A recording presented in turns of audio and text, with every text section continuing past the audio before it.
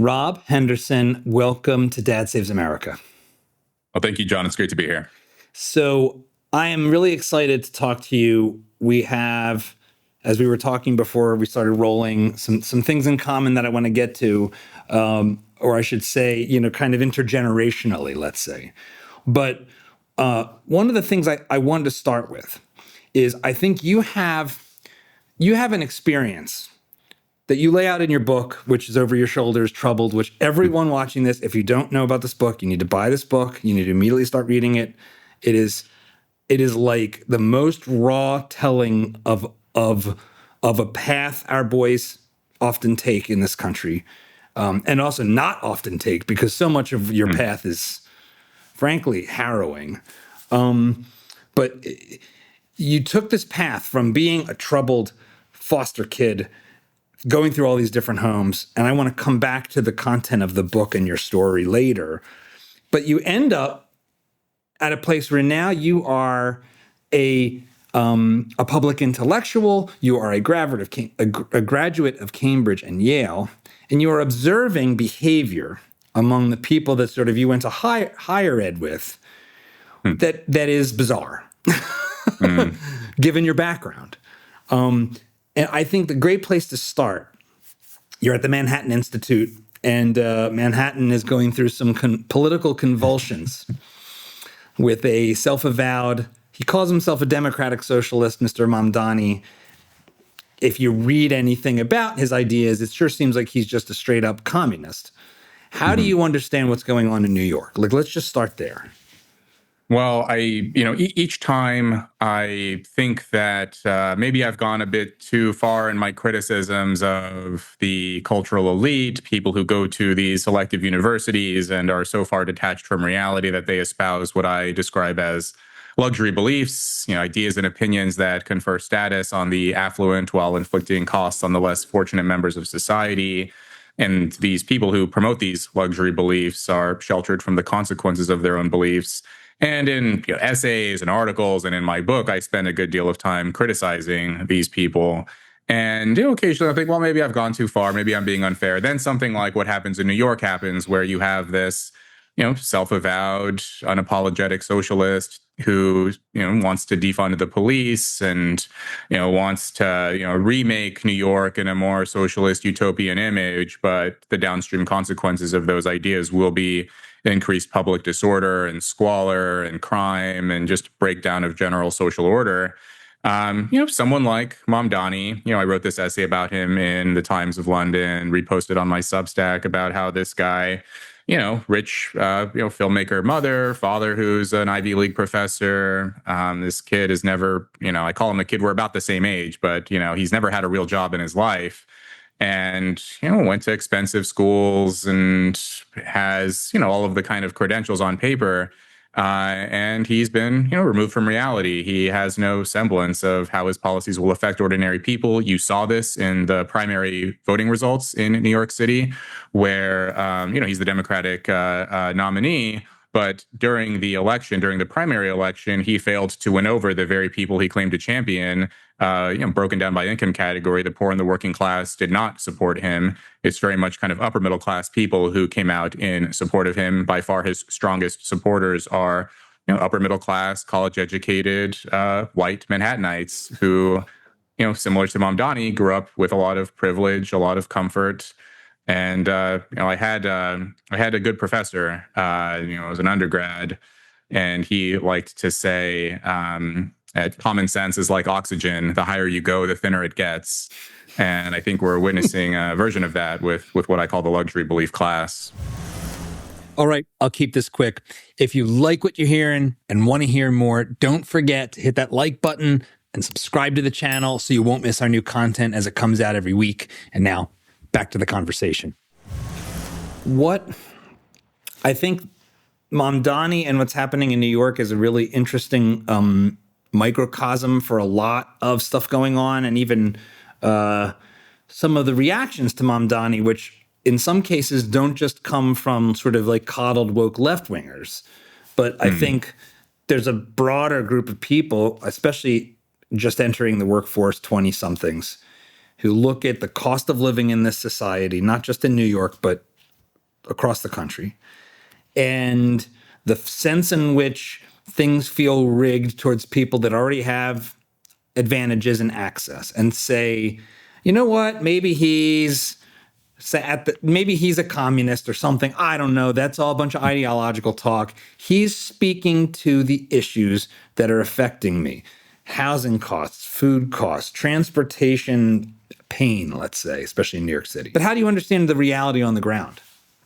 Yeah. Well, I mean, you could look at it on the ground. You can look at it, through an ideological lens. I'm thinking about the root of the word dogma. It comes from the Greek root, which means seems good. And I think there's a lot of that going on where, oh, well, rent freezes seem good.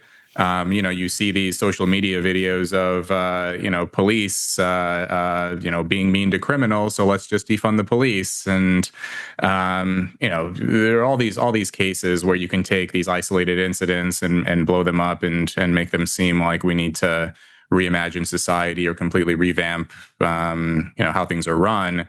But then on the ground, you see, what Peter Turchin, he describes this as intra-elite conflict.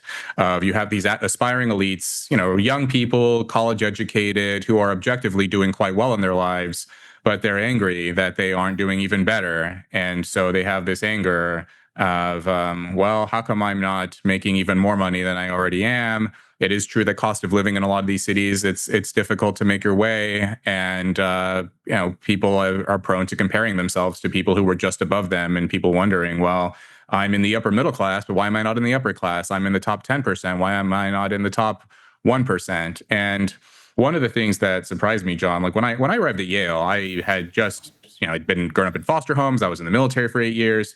I set foot on a college campus for the first time at age 25. And in my mind, I'm thinking, wow, like I've made it. I'm no one goes to a school like this and then ends up, in a ditch somewhere. This is like a pretty good place to be.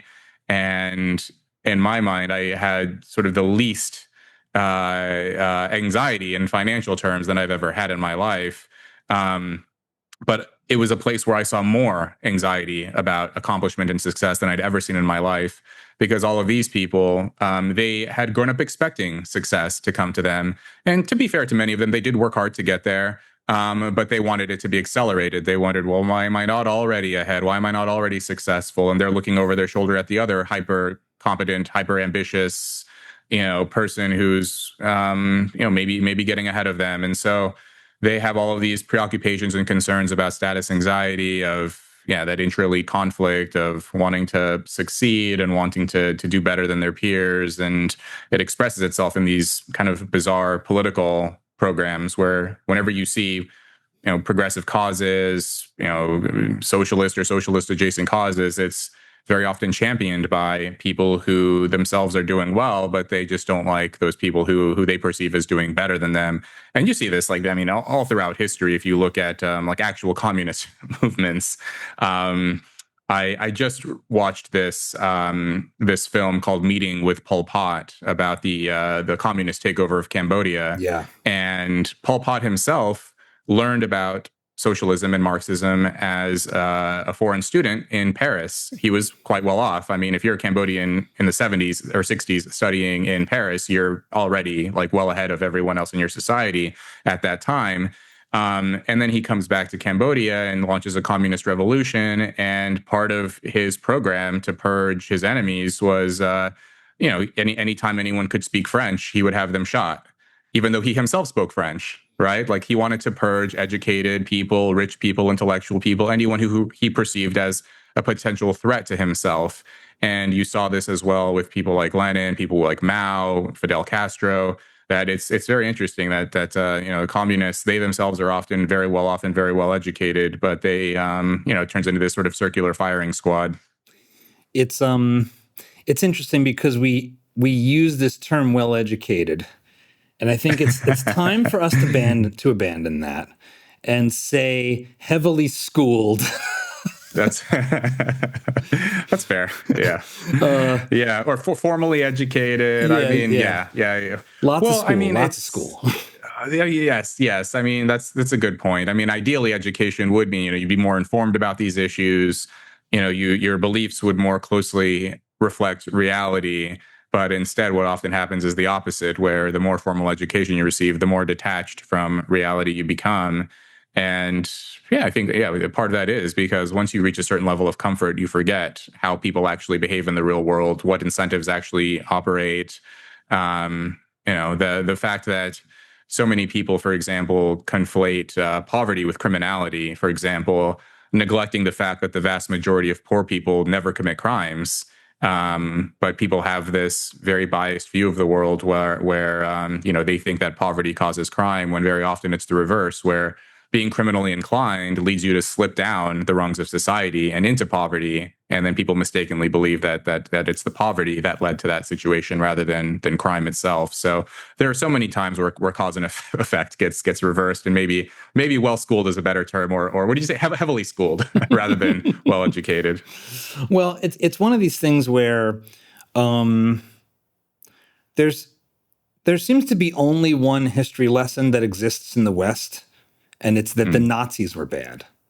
Yeah. And everything else is just completely ignored. Like you can get through even a PhD and not know about the killing fields in Cambodia, or the Great Leap Forward in Mao's China, or the countless things that happened throughout the Soviet Union, except as an echo, sort of talked about begrudgingly in a sociology class that was sort of trying to apologize for it as not being real socialism or something. And it's bizarre because you'd think, man, everybody got on board with the Nazis being bad. And then the Soviets and Mao killed a lot more people than the Nazis. So how did we end up in a world where these repeatedly mass murderous ideas that are tried in very different cultures and contexts and lead to very similar outcomes, it just doesn't stick. It doesn't end up being like, how do you understand why that's happened? Yeah, well, I've posted about this kind of tongue in cheek, that in the way that I remember high school, and if you read my book, you'll know I was not a great student. But from what I remember, and I've spoken with other people who went to better schools than I did, that in U.S. high schools you get 155 hours of Hitler, you get maybe 3 minutes of Stalin, you get 0 on Mao, you get 0 on Pol Pot, maybe you'll get a few seconds on Fidel Castro, and that's about it. And you really learn nothing about the history of socialist and communist movements throughout the world, how it's taken root independently in multiple different societies at different times, and have overrun cultures far older than the United States. China is, depending on who you ask, the oldest sort of continuous civilization in the world, something like 4,000 or 5,000 years. And they were overtaken in a matter of decades by communism, and completely remade their society. Estimates 40 to 80 million deaths due to famine and purges and labor camps and outright executions, and similar pattern in the Soviet Union, as you mentioned. And it seems that, I think part of it is just because the Nazis offer a very straightforward and easy to understand villain. You got this evil guy shouting in this weird language with his mustache, and he just looks like a comic book villain. And then what he did was almost a caricature of evil. It sounds like unreal when you hear what he did, and it's just very straightforward. He was a bad guy, and we prevailed in the war, and that's a nice story to tell. And the lessons to learn in our multi-ethnic liberal democracy, we want to tell people that's not a good way to live, and reinforce that lesson. But then socialism is more complicated because, again, back to that rude word dogma, it seems good that, if we're just equal and we, reallocate resources and productivity, and, what's that line about from each according to his ability to each according to his need? There's something nice sounding about that. And like charity. It's like charity. Yes. And we can just remake society so that we don't see so much visible inequality. But, I'm thinking of that famous line from Thomas Sowell about the history of the 20th century, having so many movements in attempts to redistribute wealth. But instead, what happened was they redistributed inequality, or redistributed poverty. And so, it's nice to have this idea of, eliminating poverty and closing the gap between the rich and the poor, and having this utopian society where no one goes hungry, but instead it leads to mass famines and starvation and death and destruction, and all in the name of this, nice sounding movement. And I think it's hard for people to wrap their minds around that a lot of these movements, these socialist and communist movements, they championed ideals like dignity and freedom and fraternity and prosperity. And instead, the outcome was just purges and execution and torture and death. And it's a harder story to tell. You can't wrap it up in a nice bow and say, and therefore we're the good guys and they're the bad guys and this ideology was evil. The end. It's more complicated than that, and potentially uncomfortable for people to interrogate their own desires, because we all want those things. It's nice to talk about prosperity and dignity and equality and all those things, eliminating starvation and hunger, and then recognizing that those desires could lead to something so horrific. I think a lot of people would just rather not introspect too deeply into how, those noble sounding ideals can lead to such catastrophic outcomes and massacres. So we have this challenge in Mr. Mamdani that's interesting to me, partly because of how flagrantly and like on video he has laid out an agenda that is radical. He has been, these videos have gone viral among people who are paying attention, talking about how, well, ultimately our goal, of course, is to seize the means of production. I mean, that's communist language. That is Lenin talk. He had a video I think it may have been in 2020, laying out like his socialism, and he used the word dignity. He said, what I'm going for with socialism is universal dignity, and universal dignity includes free internet access so that your kids can do Zoom classes, which, by the way, we forced your kids to do needlessly because of our crooked teachers union cronies who care more about lining their pockets and not working than our kids going to school. And we have to turn over the whole society to these people. But when did you first encounter this kind of thinking and find it off-putting?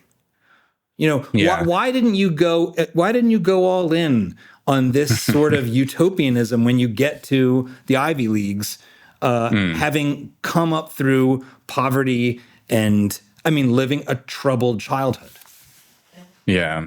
Well, it's a long kind of story. By the time I got to Yale, as I'd mentioned, I was a bit older. I had a different set of life experiences. I was born into poverty. I was taken from my mother when I was 3, grew up in foster homes and series of kind of adoptions and separations, financial catastrophes, and fled as soon as I could when I was 17 off to the military. And I experienced quite a heavy dose of reality even by the age of 17 when I enlisted. And I was 17, so I had to have my adoptive mom sign some kind of document giving permission to let me enlist at such a young age. And then from there, a bit more reality. I was through my enlistment, through military service, and then I arrive at a place kind of far removed from reality with my experiences at Yale, where I point out in Troubled that there are statistics indicating that there are more. If you look at elite schools in general, there are more students from families in the top 1% of the income scale than the entire bottom 60%. If you look at the rates of college attendance and graduation. Across the U.S., the average for adults over the age of 25, something like 38% of adults in the U.S. have a bachelor's degree. If you look at kids who grow up in the bottom income quintile, so essentially kids in poor families, about 11% of them obtain a bachelor's degree, which is much lower than the average of 35%. Yeah. But then for foster kids, it's even lower. It's 3%. But 3% of foster kids graduate from college. So in other words, a poor child in the U.S. is 4 times more likely to graduate from college than a foster kid. And so the odds of me being at a place like Yale were so astronomically low. And I was kind of immune to things that sounded nice. I heard ideas like at that point, the defund the police movement hadn't quite taken off yet because this was 2015. But it was in its kind of embryonic stage of like decarceration was popular. We need to reimagine the criminal justice system. We need to empty the prisons because, the only reason they're there is there was this, again, like reversing cause and effect. The reason why they're criminals is because they're in prison and they're spending time with criminals. But maybe if we remove them from criminals, they'll be nice again. That's like more or less the logic. And so, ideas like decriminalizing hard drugs, really strange attitudes around the family, how we need to reimagine or the family, abandon the notions of any kind of conventional, traditional family norms. We need to leave marriage behind. Monogamy is this outdated conception of the patriarchy. And I lived through so much in terms of, I witnessed what happens when people become addicted to drugs. I saw what happens when, I grew up around my friends raised by single moms who often needed recourse to the police if they were dating abusive boyfriends and so on. I saw, what happens when family is no longer upheld as an ideal. And you just see a lot of, kids raised in disorderly and chaotic environments. And after, 25 years of that, I hear, people who had never really experienced that kind of struggle in their lives opining about all these issues. And I realized, well, they have a lot more influence than any of the people I grew up with. If you go to a school like that, if you teach at a place like that, if you have access to, because a lot of those people, they go on to careers in media, whether for the legacy media or independent media, they go on to write for TV shows. They basically produce a lot of the information that we consume, whether in the form of op-eds or viral videos or TV and movies, music, all this stuff that we consume and that we're exposed to. They have an outsized influence on the culture, but they themselves are insulated from so much of it. And I sometimes give this thought experiment to people where you could imagine a kid who grew up like me. You just imagine a kid raised in kind of broken homes, not many role models around, struggling a lot in his or her life, and never seen, for example, like what a functional relationship looks like, what it looks like to be fully, like when two adults are fully committed to one another and stay together.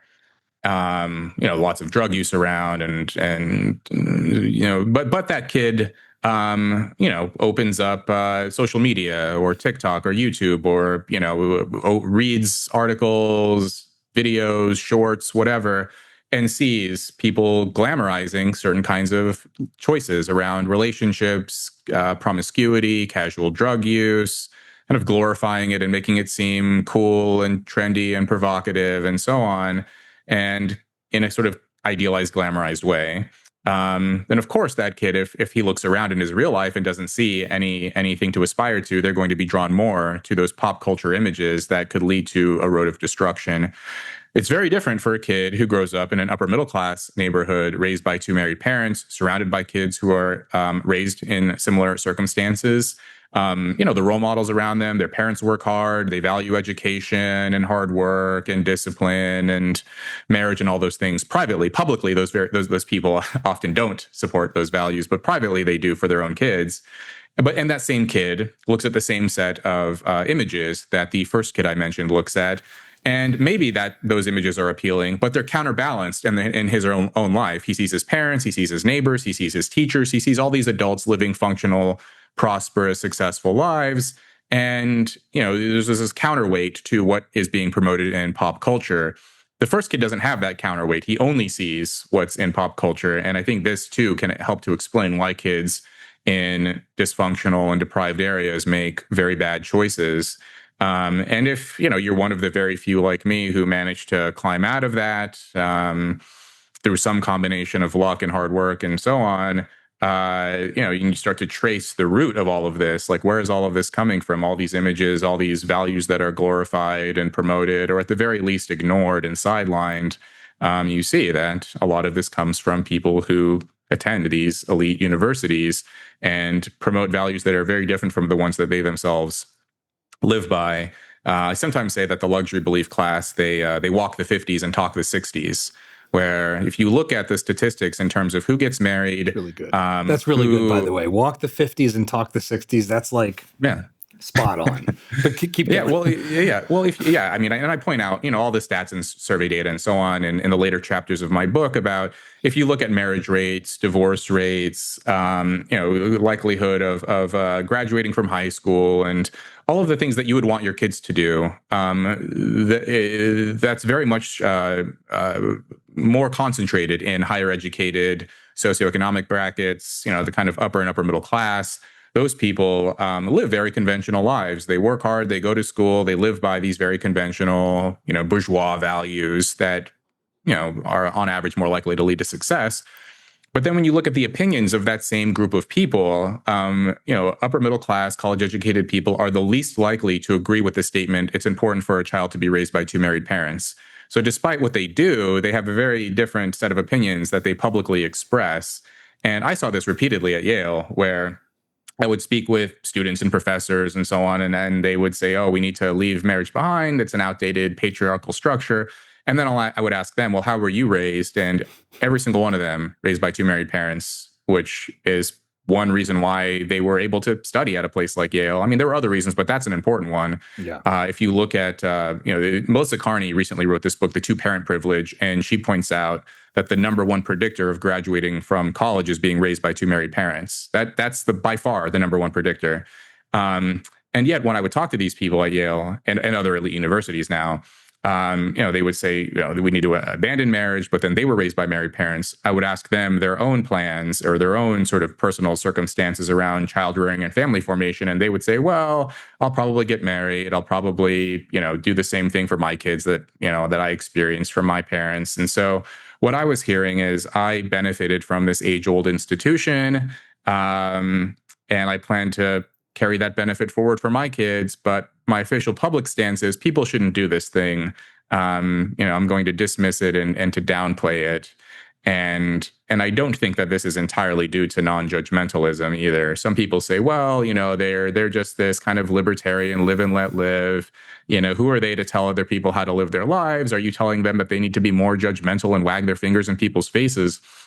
I'm not necessarily saying that, but I am saying that it is interesting that sometimes they are happy to be moralizing finger waggers when it comes to things like, for example, recycling or climate change or using, the wrong terminology or supporting the wrong political candidate. Then they're very happy to start telling people how to live their lives or what they should do. Or, we saw a lot of this during the COVID era.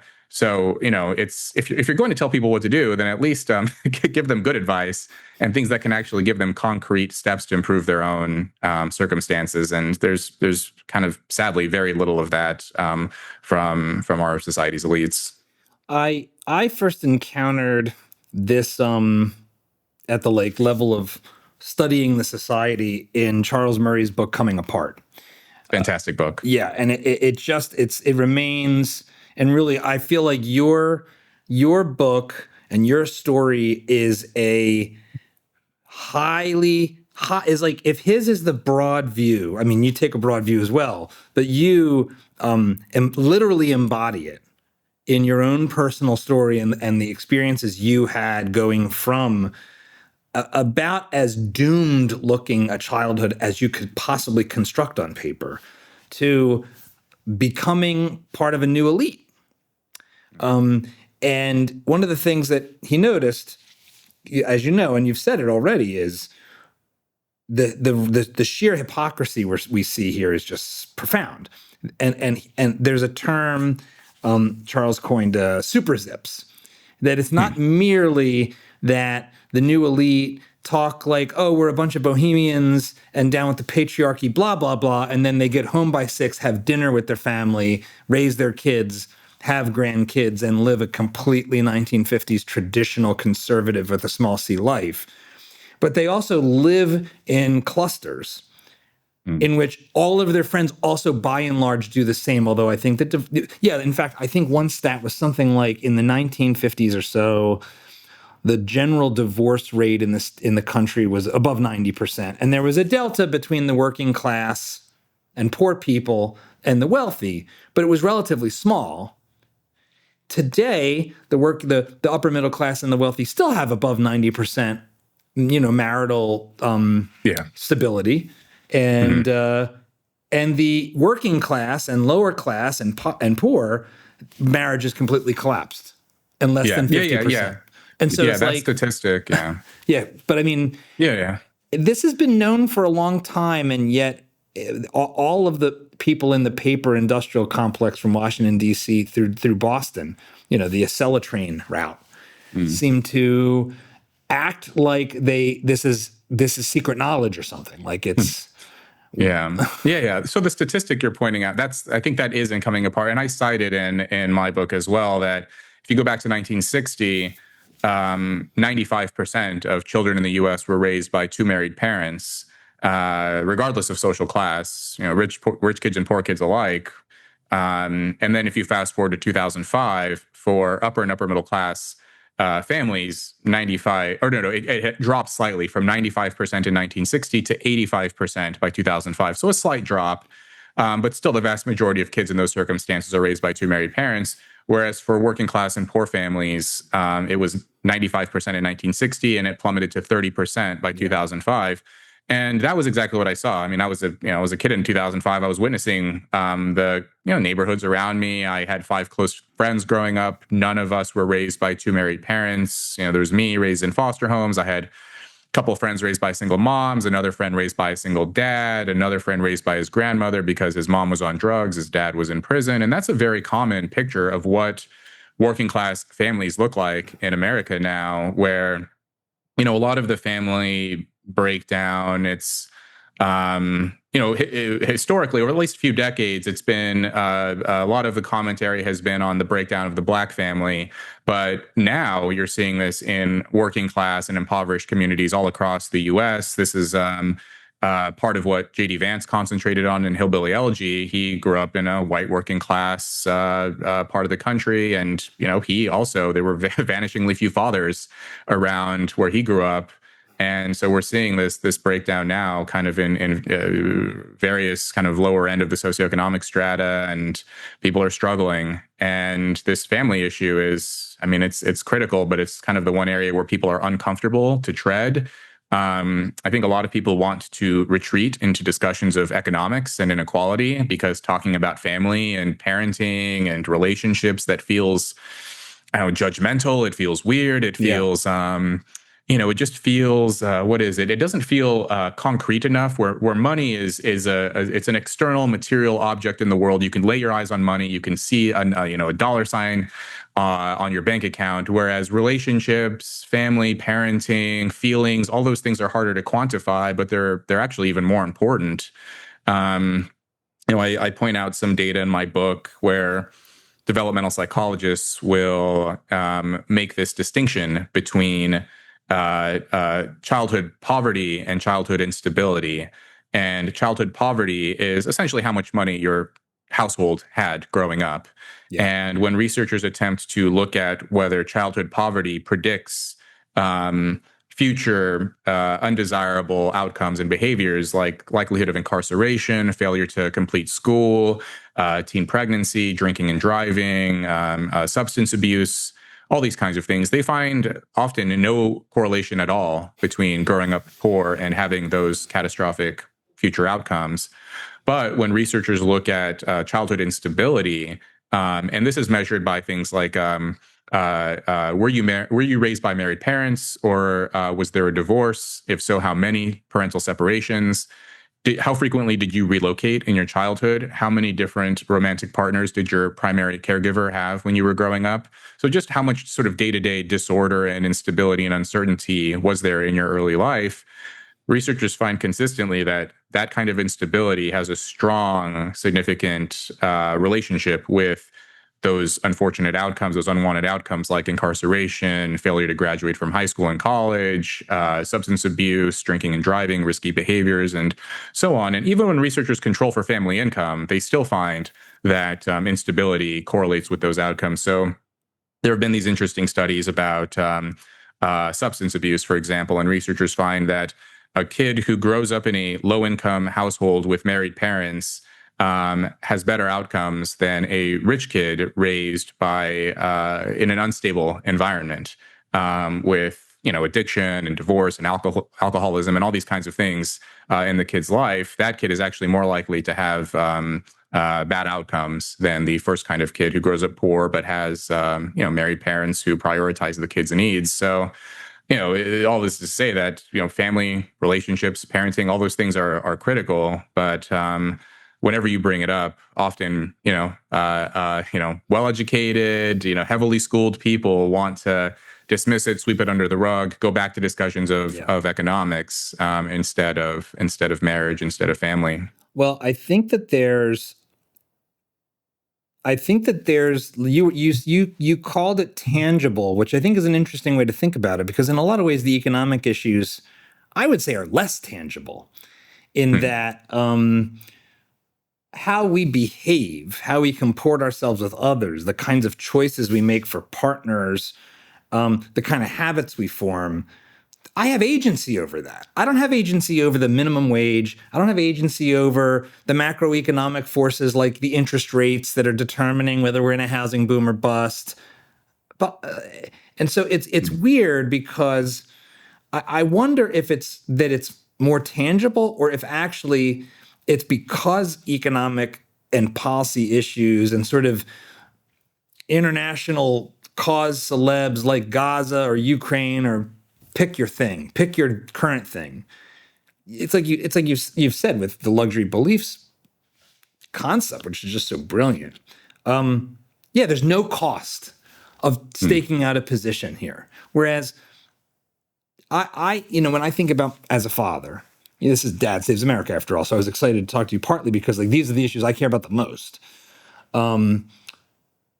Just about the only piece of advice I have been giving my older son, Mateo, since he graduated high school, and even as he was heading into graduation, was the most important choice you're going to make is your partner in life, your wife. So find a woman that shares your values, makes you want to be a better man, and team up with her.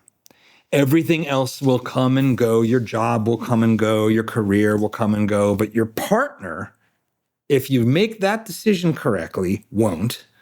And will help everything else, all of which is hard, be easier.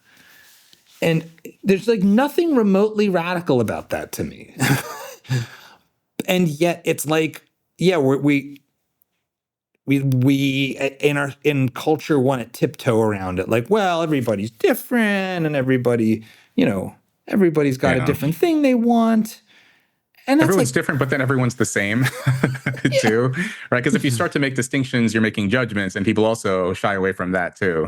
So. Yeah, I the way I've come to think about it is, and I have on the what should the role of government be, a very libertarian approach generally, which is I think the role of government should be get the hell out of the way and leave me alone. But that doesn't answer the question, well, now what should I do now? Like, what should I do now? And I feel like there's something like a trade-off. I'd be curious how you think about this. But you can either have a free society with a fair amount of shame and judgment, or you can have a totalitarian society that tries to abandon those things and replace them with something like legislated dignity. Those two postures seem connected, and they seem connected to the class of people that have been excited to vote for Mamdani after getting off their middle management job at Goldman Sachs at 5:00 in the afternoon. Yeah. Well, I think that, interestingly, like if you look at some of the communists, they believed that the state would eventually wither away, that there would be no need for a state once everyone is happy and prosperous and fed, and we've seized the means of production and redistributed all of the goods and resources, that crime would vanish. Marx himself claimed this, that if people have all that they need, then why would they commit crimes? And you see traces of this in a lot of politicians today who try to excuse or downplay smash and grabs by saying, "Oh, well, they're just hungry, and that's why they need to steal, all those watches, like because they're hungry." And so they have the same claims, but then what happens instead is that they seize control of the state, and then they don't want to relinquish power. And so, I think I'm with you on some level. Like, I like the idea of a libertarian state of, what I think was Robert Nozick who called it like the night watchman state. The state's job is basically to just make sure that people aren't killing each other. Other than that, stay out of the way.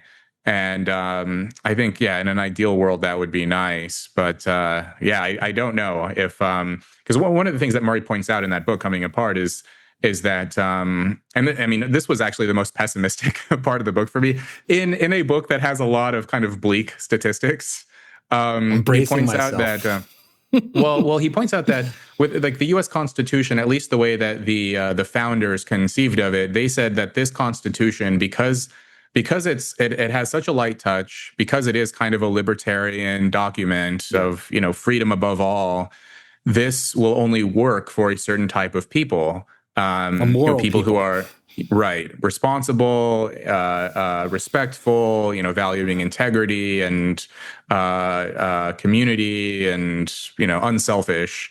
And maybe at the time people were more likely to abide by those values, or at least hold them up as ideals. Even if they failed to live up to them, they still believed in them. Whereas now I'm not entirely convinced.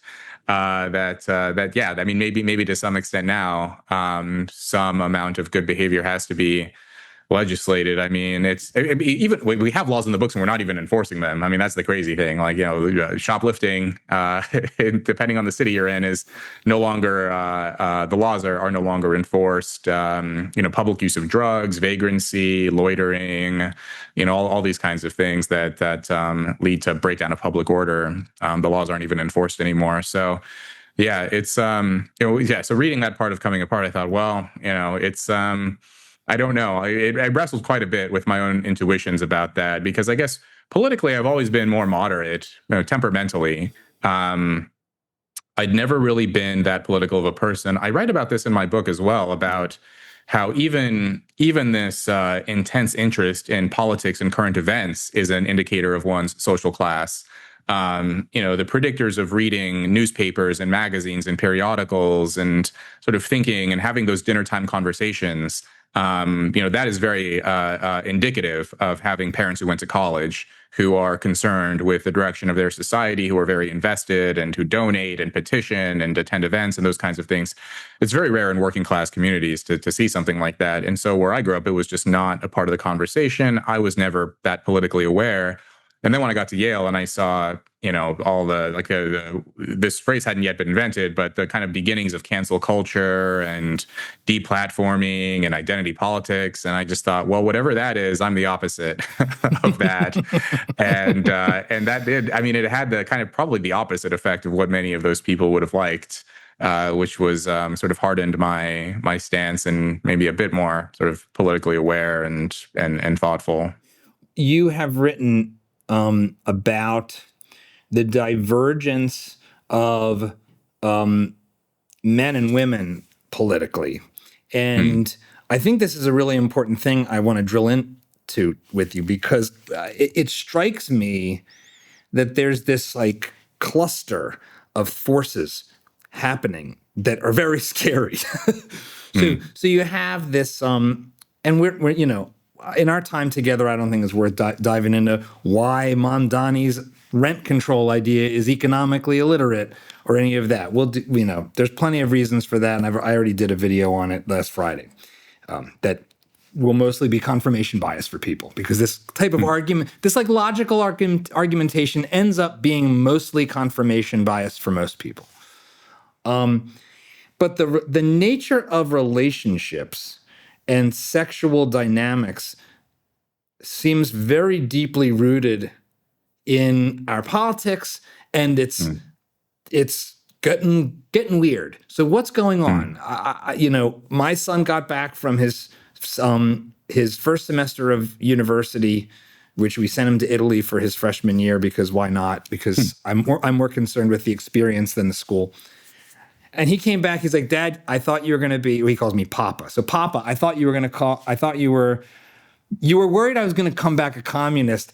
I'm even more of a right winger now than I was going. But all the girls are woke and queer. All the guys are right wing. All the girls are woke and queer. That was my son. How data driven is that? Lay it on me. Yeah. That's interesting, John. I do gotta say. So it just occurred to me. I was at this conference of it was media people, tech executives, all these kind of highly accomplished people, and it was a very informal discussion. I remember one of the little breakout sessions. They asked, what podcasts are you guys listening to? And it was, one, and it was, I think it was mostly women in attendance at this thing. And it was, one kind of left wing woke podcast after another. But then one guy in a baseball cap says, "Dad saves America." and I, at that time I had heard of it, but I hadn't yet listened to it. And I've listened to some episodes since then, but I was like, I like the name of that. And as soon as he said it, I was like, all right, I looked it up on my phone. I'm like, okay, this seems up my alley. Like, this seems like a good podcast. Oh my God. I love that story.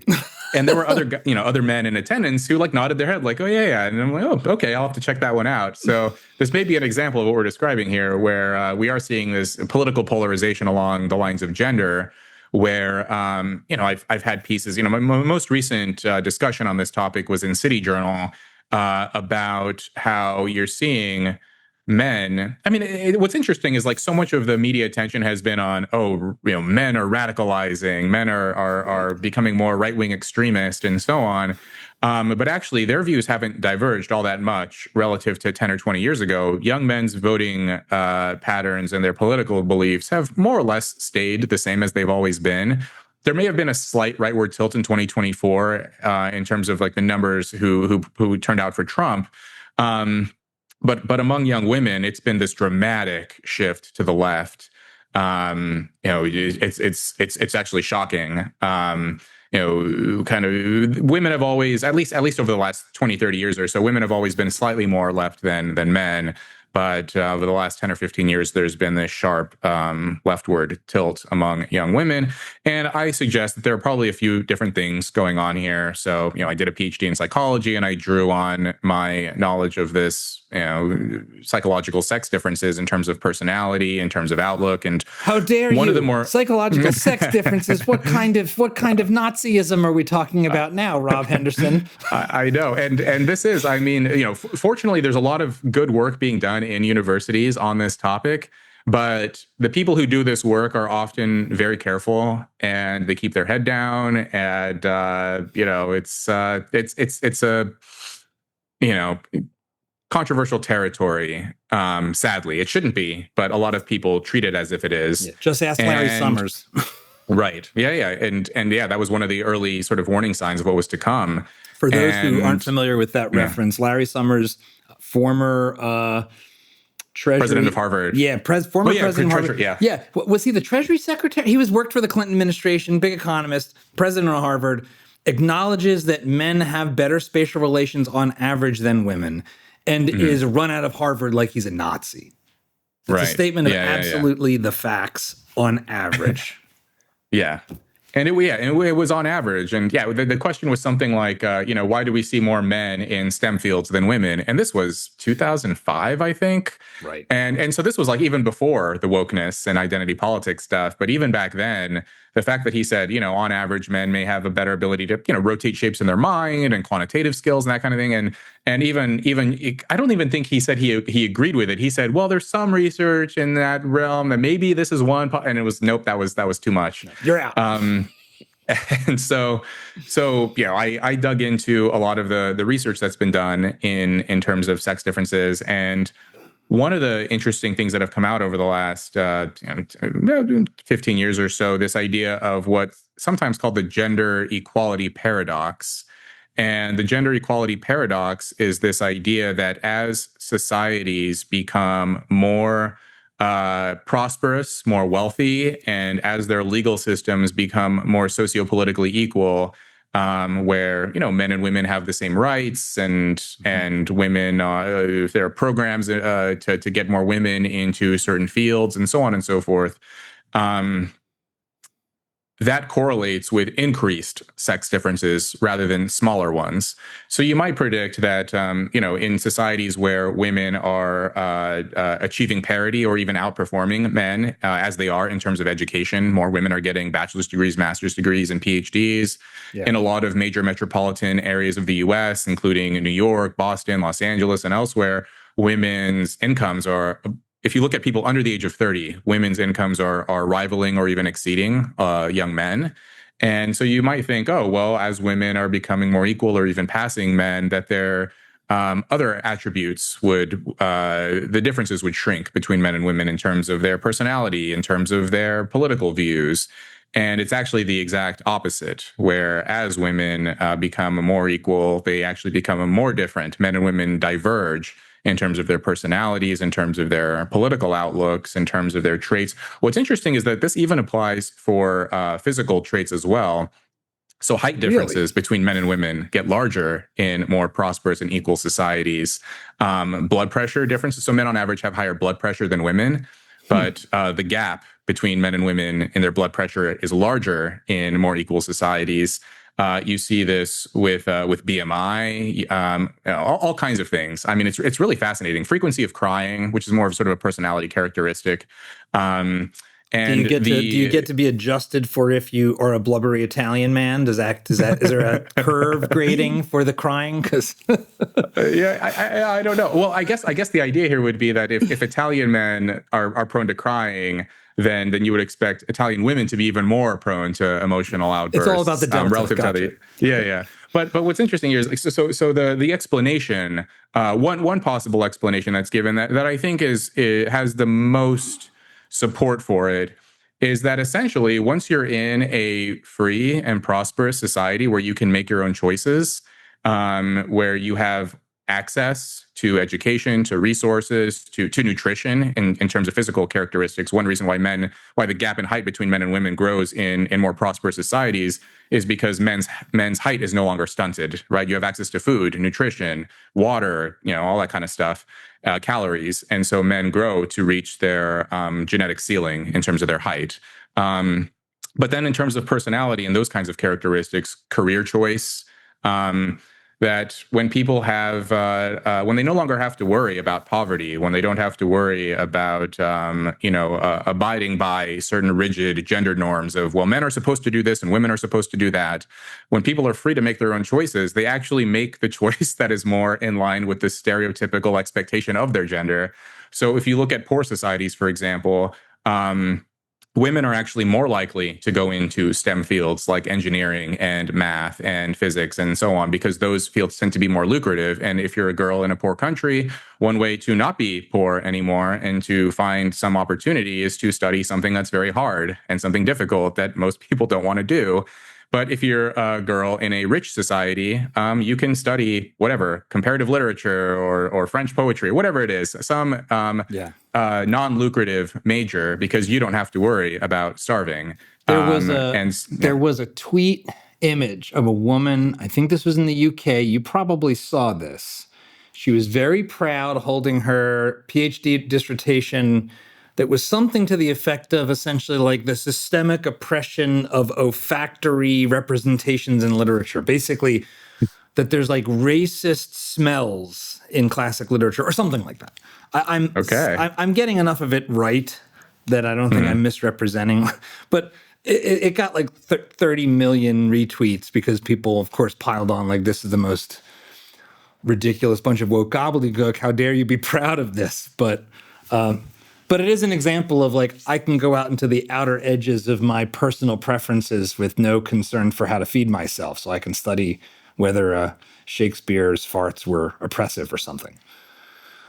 Yeah. And so yeah, the gender equality paradox, I think it goes a long way to explaining these political divides as well, because like even within the same generation, right? Like we have seen these strides in gender equality even within the United States, for example, Yeah. and the gender divide in politics was not that large between our grandparents. Generations ago, political preferences were Yeah. not that large between men and women. But as society becomes more equal and as people are freer to make their own decisions in terms of their politics, I think that this helps to explain what's happening here. Interestingly, even among college students on college campuses, you see this where the higher up you go in terms of selectivity of the institution, the larger the gender gap gets in terms of whether you're a liberal or a conservative. So at low and mid tier universities, there's some difference. Women are slightly more to the left than the male students are, but if you go to the tippy top, the most selective institutions, you see that the women there are very, very far left, and you can see this, when you look at who's occupying the Hamas encampments at a lot of these Hmm. Ivy League schools. It's a lot of women who are very angry, who are prone to emotional outbursts, and so on. And so, we're seeing this even within our societies, and then even within these kind of spaces like college campuses. It's such a potent luxury belief scenario we've seen played out in recent years, regardless of what you think about the Middle East and any of that. In terms of the issue itself, the notion that the most progressive women, who on paper are supposed to be for women's rights, find themselves aligning with Islamist extremists and Islamic regimes for whom they would be instantly put in a burqa and subjected to dramatically higher rates of exploitation and violence. But they'll complain about culture on the campus of Yale. So Yale is a culture, but Iran is a victim. This is what you get out of your Ivy League education, it appears. Yeah, I mean, I will say though that these schools, they deserve every bit of scrutiny and criticism that they get, and it's just a shame because they the very people who people like me. I'm glad in some ways that I was unaware of what these places were like before I applied, because had I known, I may not have chosen to go there, and I wouldn't have experienced what it was like there. I wouldn't have had the kind of career that I've had. So there are, some benefits to it. But if you Yeah. go knowing in advance what it's going to be like, you may not apply in the first place. And, a lot of the people who I think would benefit the most from attending a school like this, for better or worse. I mean, we can talk about whether it's fair or not that people who go to these schools tend to have a leg up in various career fields. But the people who would benefit, they're probably in many cases turned off. I've spoken with people who say, I thought I wanted to go there, and then I saw what it was like, and I don't think I would feel welcome there, and I can't disagree with them. But I think, yeah, for the people who consider it's worth just kind of educating yourself, being prepared, and understanding that for whatever reason, the way that the incentive structure is set up, the most outspoken, unhinged people are the ones who get the most attention. But there are pockets of sanity at these institutions as well. There are, good professors, students who are doing their best and trying to learn and to seek the truth and so on. But there's just this outsized and politically powerful faction that managed to silence the rest of the people. And what's funny is that it's not really top down. I think there's this misconception at these universities that students will withhold their opinions because they think the professors will give them a bad grade, or the administrators will come down on them. But I'll teach courses on occasion to undergrads, and I'll ask them, do you self-censor at your home institutions? And the majority of them say yes. And then I ask, do you self-censor because you're afraid of the authority figures, so professors and administrators and the adults, or do you self-censor because of your peers, the other students? And the majority of them say it's their peers. And it doesn't take that many. It doesn't take 90% of your peers hating you. It only takes 20% who are very agitated, who are very devoted to spreading rumors about you, to writing nasty things on social media, to contacting people around you and trying to create this feeling that everyone doesn't like you. And yeah, it's a real shame, and that kind of self-censorship tends to increase. If you look at the statistics on college campuses for by year or by grade, freshmen, first year students, they self-censor the least. When they first arrive on campus, they're the most likely Huh. that they ever are to speak their mind. And then by their senior year, they actually become more likely to self-censor their opinions. They learn through this adjustment and to customizing themselves to what's the culture on campus, what's okay to say and what's not okay to say. And then gradually they start to stifle themselves more. So the whole sort of culture of higher ed, I think, is really rotten, and they have a lot of work to do. In your article about sex differences, I pulled a couple of there's a couple graphs, and we'll put a link to the article below and on our Substack on Dad Saves America. And I strongly encourage everybody to subscribe to your Substack because you are very prolific, and you're also an unbelievably envy-inducingly voracious reader, which I want to talk more about that later in our conversation. But I noticed something that on the graph about the divergence, as you said, men don't change that much. So men haven't turned into a bunch of, manosphere, crazy, right, alt, whatever the term is, that, proto-Nazi, whatever you want to say, whatever the corporate press likes to call all of us now. Men are basically the same, haven't really changed. 25% of men say they're liberal.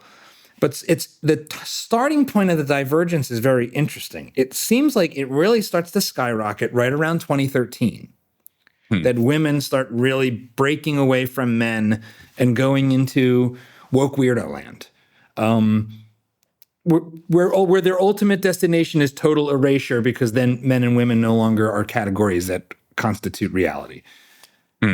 Why? How do you understand what's happened? Because it correlates with the work that Jonathan Haidt's done and Greg Lukianoff around the impact of social media and sort of the change point for Gen Z. It also, right at that same point, is where we see, if you look at Gallup data on race relations, basically Black and white Americans told Gallup for decades, especially the prior couple decades, that race relations in this country were good to very good. Like if you go back to 2002 and ask an average African American, how are race relations in America? They would say they're good to very good. Starting in 2013, it just collapses to where it's only 30%. So something happened in 2013 that started destroying all the fabrics of our culture. Yes. What is it? What is it? Well, yeah, I think so. You mentioned a few names there that I think do help to explain what's happening. So Jonathan Haidt, the work he did with Greg Lukianoff, Haidt's more recent book, The Anxious Generation, he traces a lot of the mental health issues for young people to the rise of smartphones and social media in the early 2010s. All kinds of weird things start happening in his book, and then in Jean Twenge's book, Generations. They show sort of page after page, image after image of these dramatic spikes in terms of depression, mental health issues, anxiety. One of the more shocking things that Jonathan Haidt uncovered was that 56% of liberal white women under the age of 30, 56% of them report having been diagnosed by a mental health care provider with a mental illness. 56%. That's shocking. Yeah. So literally a majority of left-wing young white liberal women white, yes. are mentally challenged in some capacity, or at least have been diagnosed as such. I could say they're crazy, but that's being unfair. But I just said it because it feels that way. But yeah, well, they're not technically and I think, crazy. They're just diagnosed with something. And around that same time in 2013, this was work from Zach Goldberg and David Rosado, where they looked at, they scoured sort of, I don't know exactly how they did this, but they looked at basically every single article from every single prominent newspaper, the New York Times and the Atlantic and the Wall Street Journal and the Washington Post and others. And they find this dramatic spike in the likelihood of the use of words like racism and sexism and patriarchy and all these kinds of hot button issues related to identity politics. There was just a dramatic increase starting around 2010, 2012, 2013. And it seems to have leveled off or even slightly declined over the last couple of years. But there was just this massive spike.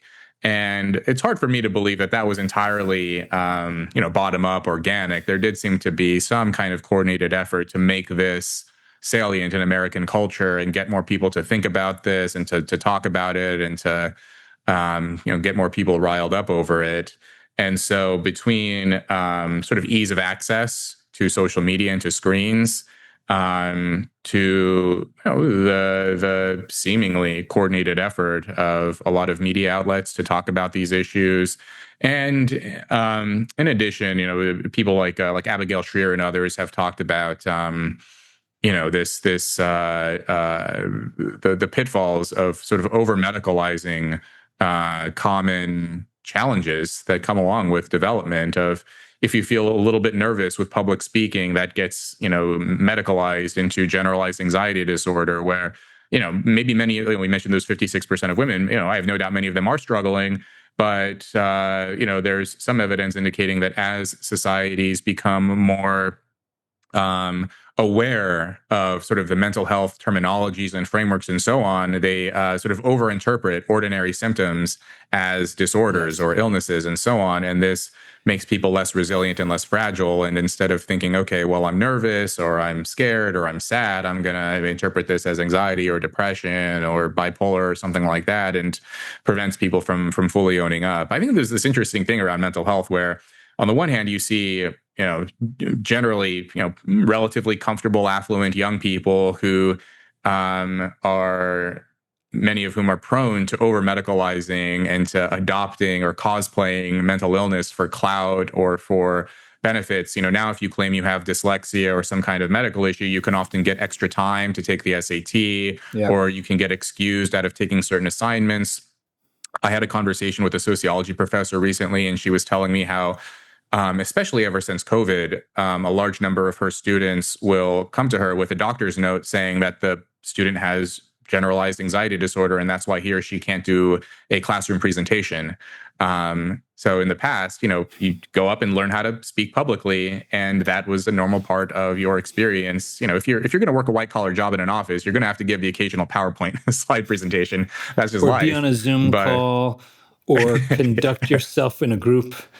Okay. Yes, exactly. But she's telling me that these students are never going to learn how to do that in a low stakes environment where the worst outcome is that you get a B instead of an A.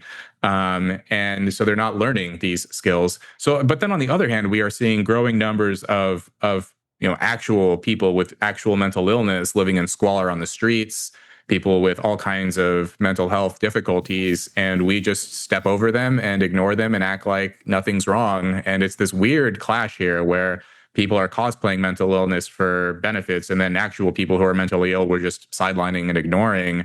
But anyway, back to your question. So I think like social media, mainstream media, maybe to some extent, I think breakdown of the family has another factor, which is related to the screen use issue. So because I spent a good deal of time looking at sort of class divides on various behaviors, and one important behavior is screen use. So if you compare children in families that earn less than $50,000 a year with children in families that earn $100,000 or more a year, the poorer kids spend about twice as many hours per day on screens than the rich kids do. And I wonder if screen use in general is leading people into these into these sort of political extremism and these strange ideas. But then with the breakdown of the family and the breakdown of sort of civic society in general, people are just more and more retreating into their phones and letting the algorithm take charge. I think there's the perfect storm that's brewing feels like something like this. So you have this divergence of women from men politically, which ends up becoming very deeply polarizing values positions. Like things where it's like, I was having a conversation with somebody recently who literally said they were talking to a friend. This was an older woman. And she said that her friend told her, let's not talk about that because it could wreck our friendship. Like, I can't think of a friend that is a friend that I would tell, if you give me your real opinion, I will cease to be friends with you. So just don't tell me. Don't tell me. And it's like, and this is not the first time I've heard such a thing. And it it has tended to be female, although I might be misremembering that. I don't want to overplay that as an anecdote. But it is definitely the case that the social dynamics among women are a particular type of thing. Then the differences between men and women politically is getting greater. But then that layers on top of the fact that, as you've already said, women are now outperforming men in school and then the workplace. And that's really not because of that strikes me as at least as much being the result of the boy crisis, of men actually failing to achieve more. This is not some mountain that we're climbing and the girls are pushing the boys off the top of the mountain. It's like, no, everyone could be doing better. Women are doing better and men are doing worse. Mm-hmm. And then, as I understand it, in general, on average, women would prefer to be married to somebody who is taller and more successful and as educated or more educated than them, on average. Mm-hmm. In fact, I believe there's some data on even just divorce rates, and that there's higher divorce rates if the woman is earning more money than the man. And I know this, I have personal stories to this effect, people who it was the other way, and then they have a business that takes off, and suddenly their relatively successful husband is making less than them, and it's like it's like you're waiting for the next shoe to drop. What, from a psychological perspective, what's the driver behind that last piece? Because if that last piece is true, it suggests that we're already in like really like a crisis in terms of like family formation and like longevity. If women prefer successful, accomplished men relative to themselves, and we're already well into that not being the case. So like, what is that? Am I getting that story right? And what's underneath the surface of that? Yeah, I guess see what you're getting at here, where the idea being that as women continue to outperform men, that fewer relationships will form because women tend to like men who are doing as well or better than themselves, and there are fewer and fewer of those men available. And I think there is some evidence that, to that effect. We're seeing it now where there are fewer relationships being formed among young people. Marriage rates are down, fertility rates are down. People just are less prone to forming relationships. I wonder, so some of this probably is due to women's preferences rather their mating pools not aligning with their preferences, where there aren't enough men who they find economically attractive enough to date. There is some evidence that growing numbers of women are dating men who are less educated than themselves, but those men tend to work in jobs that allow them to earn more than the woman. So they may marry. So they're kind of skimming off the top in terms of those blue collar occupations. So successful police officers or firemen or electricians or guys who they didn't go to college, but they're conscientious, hardworking guys who earn a lot of money. And they tend to often, the more successful of those types do tend to marry women who have college degrees. But short term, I'm pessimistic. I think that part of in addition to that, I just don't know if I fully buy that that's the entire story. I think that if we had just a better cultural script, all of the guardrails have been torn out in terms of like there's no information for young people anymore about how to find a romantic partner, how to settle down, how the traits that might make someone seem exciting for a day or a week or a month are not the traits that will lead someone to be good in terms of a long-term marriage or a good parent. And that you should, be more thoughtful and have more foresight about, who you actually want to be with and what your goals are.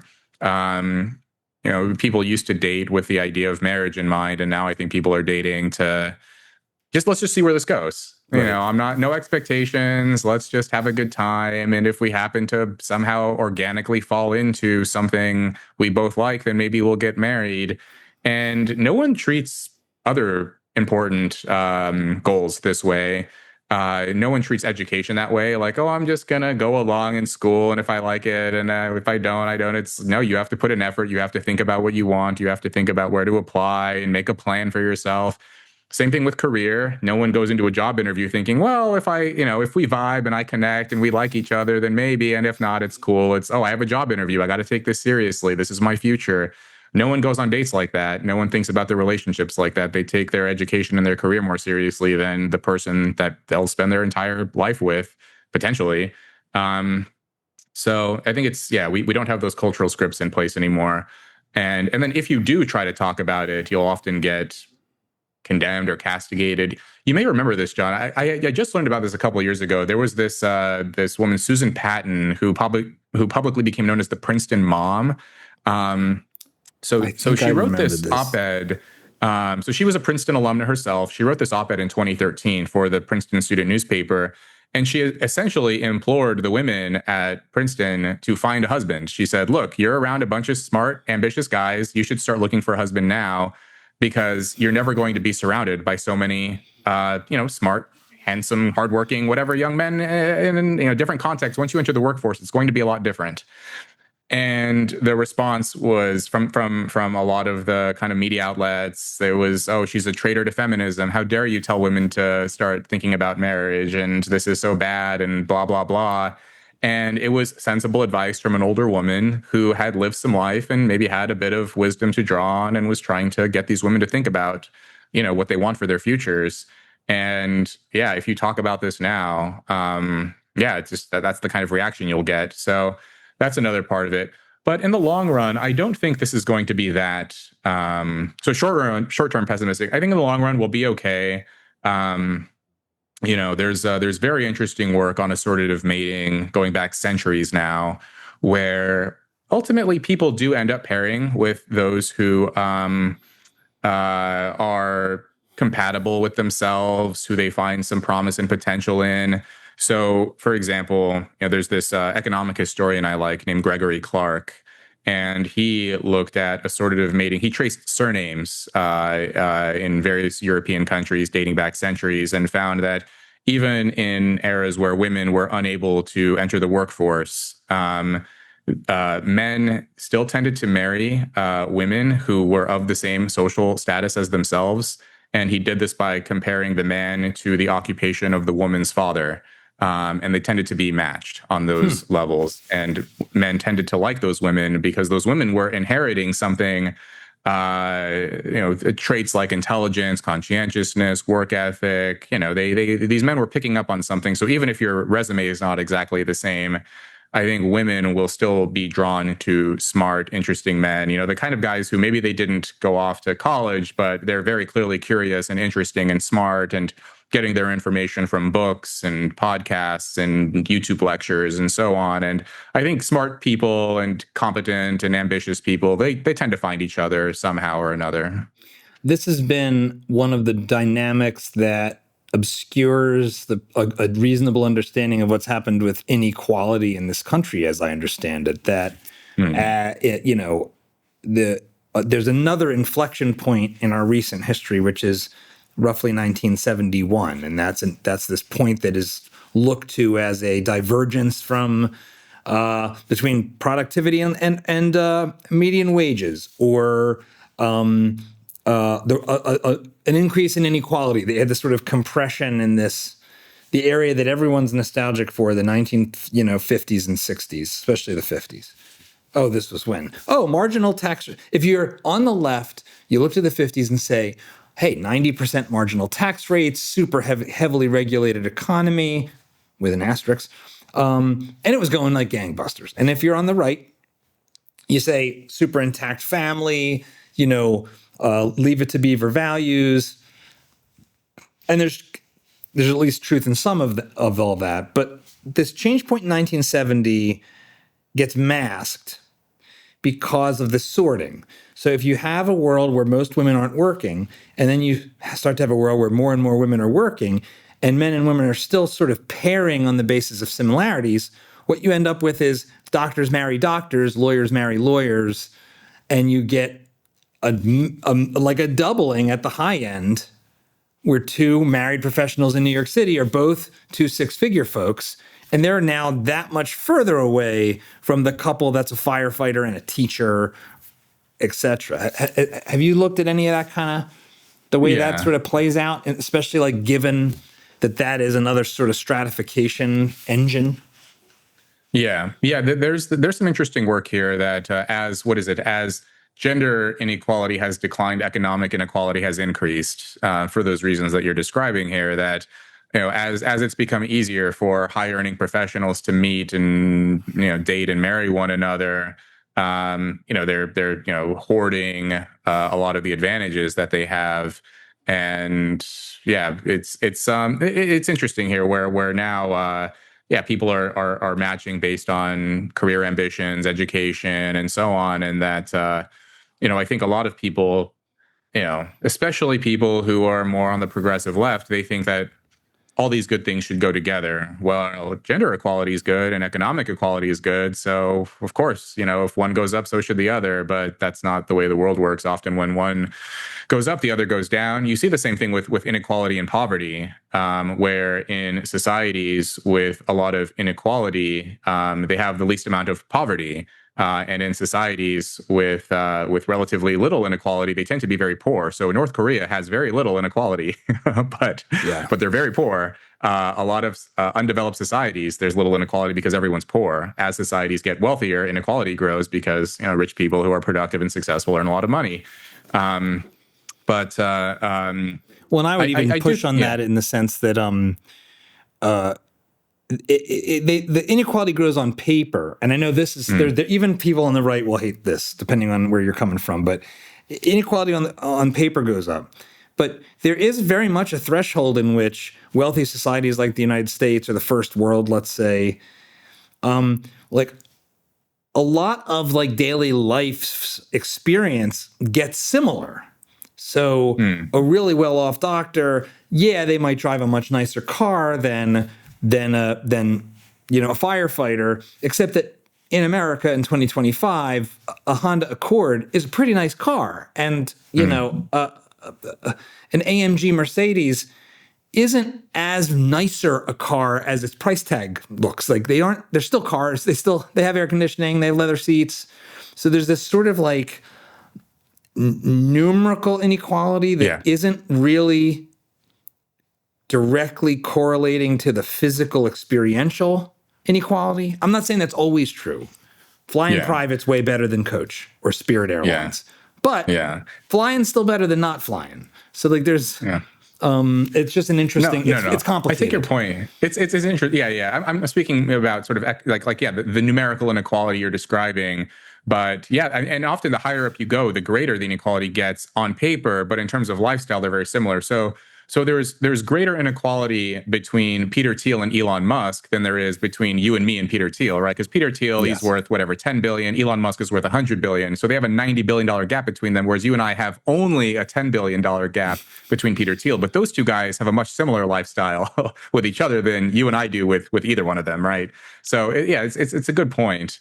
But the gender inequality issue, I think that it is contributing to the inequality we see, and it's something that whenever you bring this up in a way that frames it as, well, maybe we need to think about helping young guys more. Of okay, well, if young guys are succeeding, that's good for women too, because then they have a partner who they might like and be attracted to and form a relationship with and be happy because. You could say, simplifying that your career is only half your adult life. The other half is marriage and family and fulfillment. And then once you reach old age, your family is all you have. Once you retire, what do you have? And so, you want to be thinking about, that part of your life too. And how do we, encourage people to form relationships? And, there's this zero-sum mindset of, oh, well, if you want to help men, then that means you don't want to help women. And if you don't want to help women, then you're suspect and you're someone we should not be listening to or suppress your opinion somehow. As if men are doing a little better, women naturally have to do worse, which is not the case. So and this is something that even young women, I think, are becoming increasingly aware of, that they're being fed up, that you can see this with gender ratios in general, where I wrote a long piece on Substack about this a couple of years ago, about how gender ratios can predict what type of relationships arise in a given environment, where If you look at, I mean, you could just take college campuses, for example. College campuses are like at the point at which they started to become more female in the 2000s. That was the point where hookup culture took off. And the reason for that is that in an environment where there are more women than men, the women are competing for male attention. And if there aren't that many men around, women will adjust their behavior in ways that are more appealing to men. And in those environments, short term, casual sex, one night stands, hookups, that's, men, especially young men, that's, what they like. And so women will modify their behavior to adjust and to behave that way, in the hopes that maybe one of these guys will date them and be their boyfriend. And then if you look at environments where men outnumber women, and there are college campuses, for example, where there are more men than women, so places like Caltech, very technical schools, there are more men than women, relationships are more likely to form. And this is because the men are modifying their behavior in a way that women like, so more likely to commit, to be more emotionally invested, and that kind of thing. And, right now, at least among people who are in college or who have college degrees, there are more women than men. And I think this is part of why you're seeing, at least for a while, we did have that kind of hookup culture. Now people talk about the sex recession, or they talk about how people aren't forming relationships or aren't going out at all. They aren't socializing. And I think maybe this is in part because, young women they don't want to do that. They're realizing they saw kind of a decade of this behavior, seeing that it doesn't actually lead to a boyfriend or to marriage or to long-term commitment. And so they're just, preferring not to opt in. And then I think a lot of guys, honestly, John, I think a lot of guys have just been sort of wrecked by porn. They've been, wrecked by video games, by apps, by sports betting. I just see growing numbers of young guys who are just, hitting their dab pen and playing video games and kind of not that interested in meeting women. It blows my mind because, we talked about Gene Twenge and Jonathan Haidt's work. One of the shocking things, I wrote a piece about this a while back about the growing number of teenagers who aren't interested in getting a driver's license. Yeah, it's totally insane. It's completely crazy as as a Gen Xer. Yeah. Well, even as a millennial, I think the millennials were the last generation where like a lot of this stuff was, before the Great Decline and the shift with smartphones. When I was 16, getting a driver's license was like number one on your agenda because you want to drive with your friends, you want to impress girls, you want to get away from your parents. And now you talk to teenagers and a lot of them are just not interested. And it's perplexing at first, but then you think, okay, well, what is driving? It can be anxiety inducing. It's a little dangerous. It's unfamiliar. And you can kind of get there's a discomfort there. But if you have a reason, if the benefit outweighs the cost, the benefit being, well, maybe I'll get a girl to like me, or maybe my friends will have a place to hang out with them or whatever, that can outweigh the, initial cost of learning how to drive. But now if kids are just hanging out on Snapchat and they don't need a girlfriend because they're watching porn or they're on OnlyFans or whatever, then they don't feel that same, motivation to get over that short-term cost for the long-term benefit. So I think we gotta.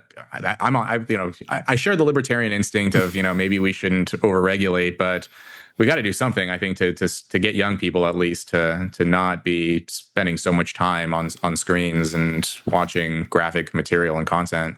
I think that there's some themes that definitely rhyme here.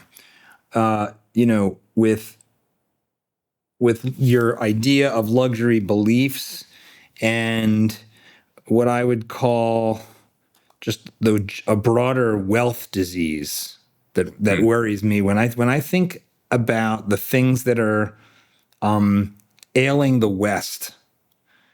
They do strike me as this divergence between our nature as a creature, as an embodied creature that gets a lot of benefits from things that are also costs, right? Like it's beneficial to develop the ability to wait for things, but waiting for things sucks. So I'd rather not wait for things. However, if I don't develop the habit of being able to wait for things, I won't be able to tolerate it. And so I'll make a lot of short-term decision-making in the name of expediency more than I otherwise might if I sort of develop the habit of having some patience.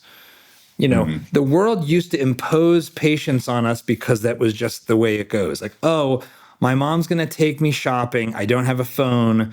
TJ Maxx is really boring and I'm 8. Too bad. Now Yeah. I can watch my favorite show or I can play a video game. So now Yeah. that's not boring anymore because I'm constantly occupied. Hmm. And so it does feel like there like that's how I interpreted a lot of your experience in your book Hmm. and your story is in a way your costs proved to be potentially in some respects benefits. Hmm. Like you got to experience the survival of a bunch of painful, horrible stuff and learn, oh, I can survive painful, horrible stuff. Whereas a glide stream, snow plowed, perfect fun all the time life doesn't teach you that. It doesn't make you anti fragile. It makes you a bubble boy. And how do you think about that? How do you think about like habit formation in an age where nothing forces you to, Yeah. except like Yeah. tragedy? Yeah, it's a good question, and that was something I wrestled with even writing my book. That a good deal of that book is about prioritizing the needs of kids and all that kind of thing. But then towards the end, I makes I kind of have some commentary on this. That who's this book for? Because the types of people who read books like this are generally educated people who are involved with their families, and at least as an ideal think that parenthood and family and all those kinds of things, like they're trying, and the kinds of people who would most benefit, many of them probably aren't reading my book. So it was something I wrestled with. um, but thinking about the optimal level of friction in someone's life. So I agree, like, yeah, the snow plowed, everything is paved, no friction at all, that's terrible. I think the other end, I think my life, probably the other end of that, honestly, where there may be this thing where they're equally bad in different ways, where if you never know what you're capable of, that can be debilitating. But then if you go through a lot of hardship, that can also be debilitating as well. But somewhere in the middle, some amount of friction, knowing your limits of, like, by the time I got into the military, it wasn't even like on like there were some challenges, but I didn't really learn anything new about myself other than I was capable. I was probably more capable than I realized in terms of kind of academic aptitude. There was some standardized testing and stuff, and then my ability to listen to people, which I'd always objected to. But generally, in terms of hardship, it wasn't as hard as some of the things I'd experienced beforehand. But I saw for a lot of my peers, for example, other new recruits and stuff, like that was something that they were unprepared for, and that they stretched themselves, and they learned, oh, like this is, and I wasn't even in the hardest brand. The Air Force is like famously like one of the easier, physically one of the easier, less burdensome, difficult branches of the military. But still, a lot of those guys who came from more middle class, more comfortable backgrounds, they were like, wow, like this is intense, but they felt proud of themselves for going through it. And I think, military may not be the option for everyone, but I think things like sports, getting a job as a teenager, there are so many little things I think that young people could do to develop a bit of resilience and a bit of toughness, travel and physical hardship. I think, yeah, all those kinds of things. But this is something I worry about when I have kids. Like, I know my kids are going to be spoiled. Like, there's not going to be a way for me to get around that. And I know that it's going to be hard. And, I just, something I've been thinking about. But with my book, one thing that I had, another thing I had some difficulty with. So as I was writing it, it occurred to me that I'd read a lot of memoirs and biographies as a kid, and I drew inspiration from them. And it filled me with some hope, some ambition, some optimism.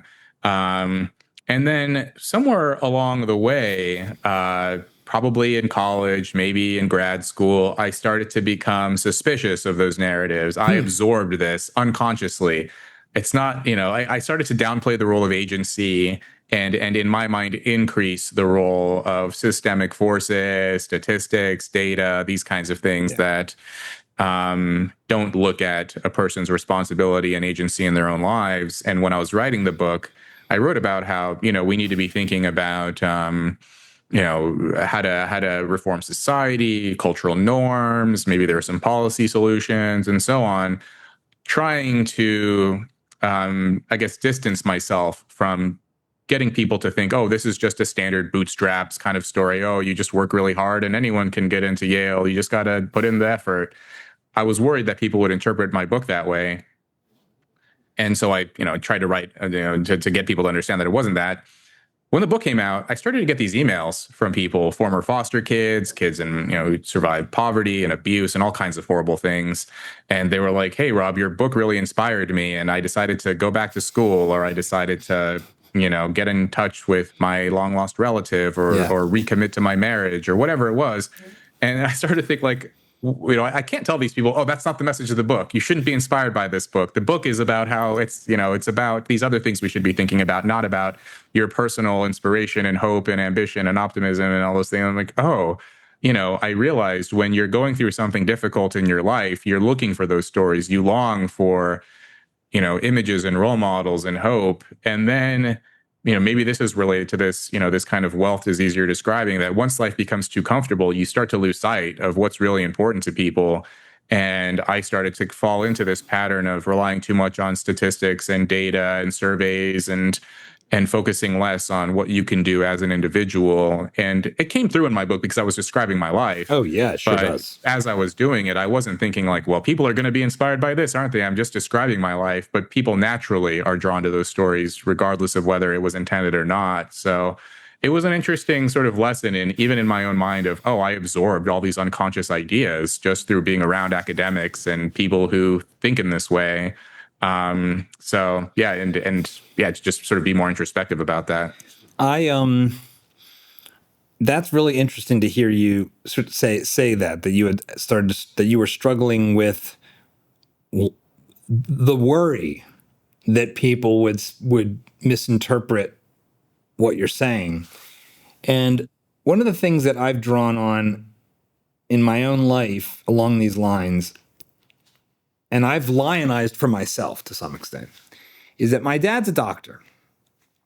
And so, he had me when he was 20, when he was 23 years old. So he was very young. So like my early stage of my life was not like super well off or anything, but I mean, better than your early life for sure. But the other thing that my dad gave me that I think you maybe you won't get from your dad, but you can get from other places for sure, is he was a physical guy. He worked, like we did projects. I can remember early on we were living in basically the upstairs of my grandfather's office. And then my grandfather retired and it was like, okay, now like my parents had the whole house. And it wasn't like a big house. It was in the outskirts of Philadelphia.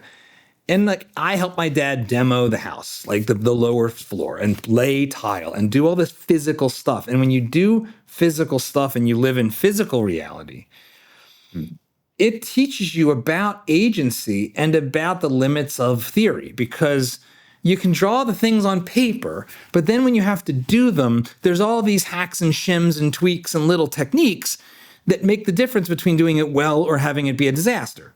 And I feel like this like blackboard life of the academic culturally is toxic because of that, because it's all inspiration and no perspiration. But most of life, I think, is actually perspiration. It's techniques, it's habits, it's tactics, it's perseverance, it's staying at it. And that brilliant idea, ideas just aren't worth that much. Like academics think ideas are worth everything. Practical people realize ideas kind of are just a bunch of talk.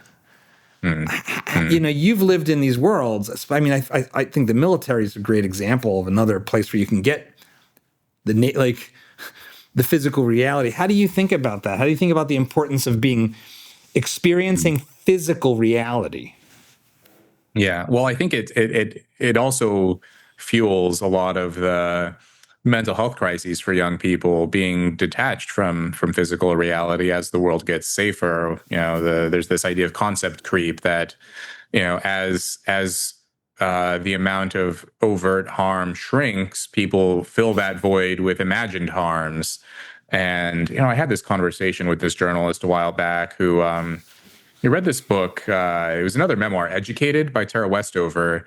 And in that book, the author talks about growing up in on a junkyard and working around, sheet metal and used cars and all this, and like getting injured all the time. Sounds awesome. And It really and this does. journalist is like telling me, like, I can't believe how often injuries occur. He's getting hurt every day. And I'm realizing for this journalist, that's not reality. Like physical injury is just not, part of reality. And instead, what do people think is hurtful or harmful or what? It's, mean words on the internet. It's a nasty, thing that someone wrote on social media, and that becomes harm. And yeah, I remember, hearing that, that old line about sticks and stones. And no one says that anymore. Words are violence. Sometimes words are violence. Sometimes silence is violence, depending on the political climate. And I like that both words and silence can both be violence when neither is actually violence.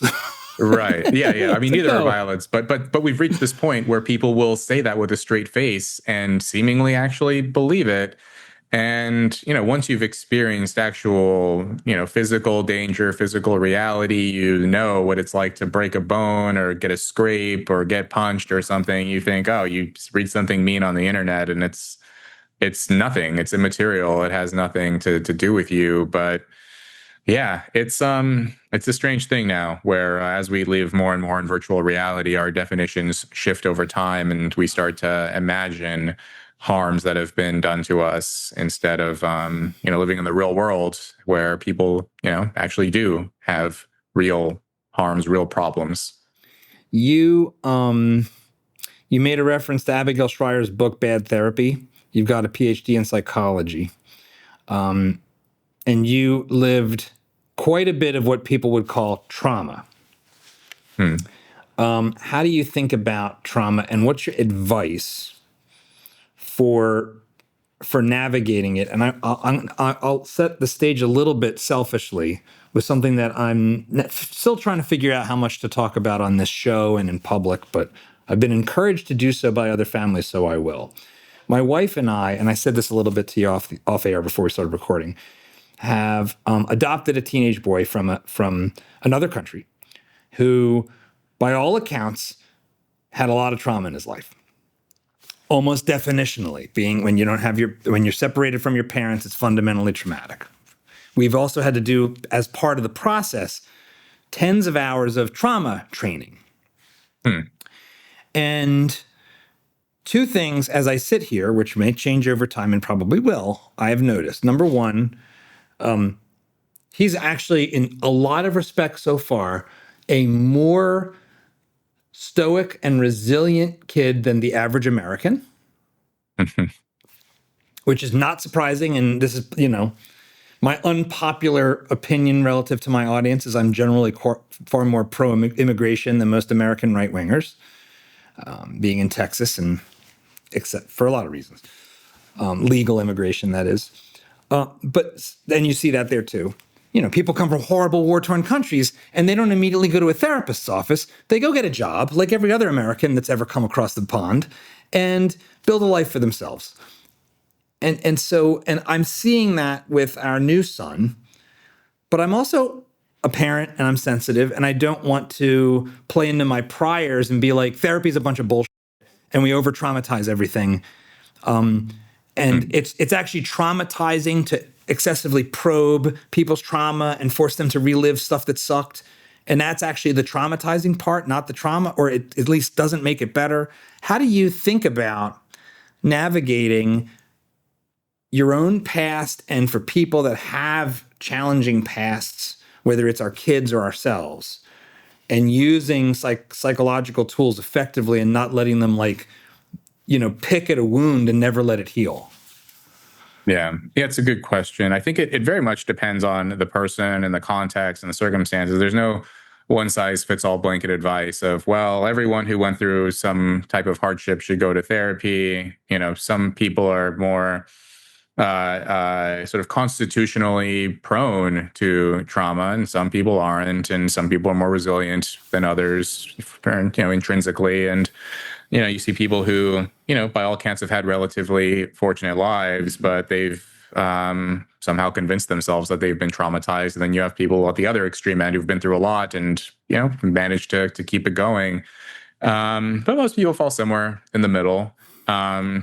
And in my case, there were a couple of different times that I sought therapy. So one was when I was a little kid. It was not well, I guess in that case I didn't seek it. It was mandated by the state of California, my social worker and my adoptive mother, because I'd been through so many different foster homes and I'd been through a lot as a little kid. Yeah. That they thought I should see a child therapist. And at least to my therapist's credit at the time, I don't remember it being like, oh, tell me about all the horrible things that happened. It was more so just, how are you doing? More of a checkup, just like, I'm an adult that you can talk to about whatever, but like, she didn't force anything on me. It was like a pretty, good relationship, I thought. And when I didn't want to go anymore, they were fine with it and said, okay, that's fine. So there was no coercion or anything. And then later in life, what I find generally with trauma is when you're actually in the midst of it, you don't dwell on it that much because you're in survival mode.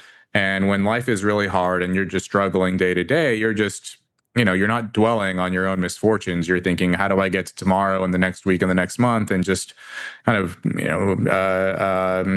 puttering along and muddling through. But if you've been through something severely traumatic later, if you've, fortunate enough to have some semblance of stability in your life and some calm, and then maybe some of those feelings will reemerge and affect you in ways that you don't even understand until it's, starts to, create problems with relationships and work and those kinds of things. And that's what I was finding when I was in the military. I started to realize like, oh, I'm having difficulties with, work, with relationships, all these things.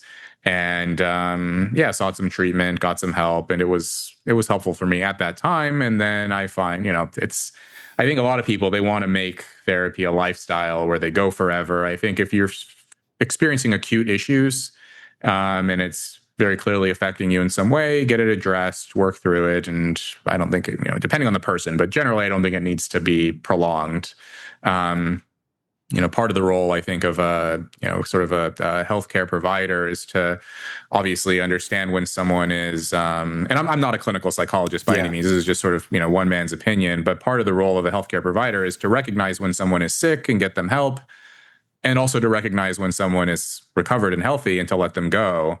But sometimes what you'll see, especially with illnesses that are not sort of clearly defined, like a lot of mental health difficulties, it's not as simple as you either have pneumonia or you don't, that people can find ways to prolong and delay and keep it going. And they find, payoffs in adopting that identity of someone who's sick and struggling. But yeah, all of this being said, I found that, as a kid, because I had been through so much excitement and adrenaline and hyperstimulation, I was seeking that later in life in ways that I didn't understand, because that's how I felt alive. That's how I felt stimulated in some way. And once I got to the military and life started to settle down, I realized like, oh, like, why is my life so boring? Let me create a little bit of chaos for myself. And recognizing those patterns, it can be difficult, especially for a young guy who's, young men in general aren't famous for being, self-aware. So it took me some effort. You had referenced, I don't know if the term was like young men's syndrome or something to that effect, but that in a sense, you described your time starting at 17 in the military as, if nothing else, a good place to be to stay on a strict regiment and just keep you from doing something really, really stupid at a time when a lot of young men, for reasons that are probably like, go back to Attila the Hun, are like wired to do something stupid and become criminals. You talk about that, and like, for the young men who might be watching, what's that lesson there if you're feeling like compelled into self-destruction? Yeah, well, so this is the young male syndrome, famously coined by these psychologists, Margot Wilson and Martin Daly, and they basically found, and since then, developmental criminologists consistently find, regardless of time and place, if you look at who's filling the prisons, who's causing the most havoc in society, it tends to be, young men in their late teens and early 20s. And this is true in Denmark, it's true in Germany, it's true in Japan, it's true in the US. Like, regardless of where you look, you'll see this.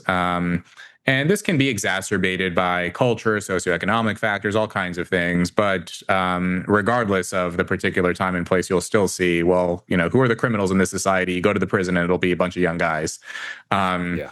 And yeah, there are probably some. There are certainly some biological reasons for this. Testosterone peaks, impulsivity tends to increase. Certain personality traits like disagreeableness and all kinds of things. I once had this conversation with a clinical psychologist who said that when he was in training, he was taught to not use the adult psychopathy checklist on teenage boys because there's a good chance you'll get a false positive. Which is essentially that teenage boys would many of them would cross that threshold for psychopathy. If you're looking at an adult, we tend to grow out of it, fortunately, and you grow a bit of impulse control and a bit more consideration for others. But young guys do tend to be a bit more self-involved, more narcissistic, more kind of inclined to take reckless, dangerous risks. If you look at drinking and driving, drug use, likelihood of being hit while crossing the street. If men are twice as likely to be hit crossing the street as women. And this is because men are just more inclined to, take take risks or do reckless things. Yeah. But then in the military, it was helpful for me because, and a lot of young guys, I think, because, all of your choices are kind of stripped from you. You don't really have access to any illicit substances. You're kind of locked on this military base, at least for the first couple of years. You're in this very rigid kind of structured training environment, and you're monitored. There's so much oversight, and so much of your time is occupied by minutia. And at the time, I wondered, like, why do you spend hours making your bed and aligning your shoes just right and making sure your quarters are clean and all these mind-numbing tasks? There are a bunch of different reasons for that, but one reason is we just need to make sure if you're dusting and shining your shoes, you're not out there riding a motorcycle without a helmet and trying to race on the highway or something. Yeah. It's What's just the phrase? occupying your time. And idle hands are the devil's workshop. Right. Yeah, exactly. Do you think that more young men should consider the military as an option if they are in a position where they feel like, whether they're wealthy or not wealthy, but where they feel like, I don't think I've got my act together. You are a great example in the book and in your telling of your story of reflecting back and assuming it's not backwards projection. You knew, man, I'm making a stupid choice right now.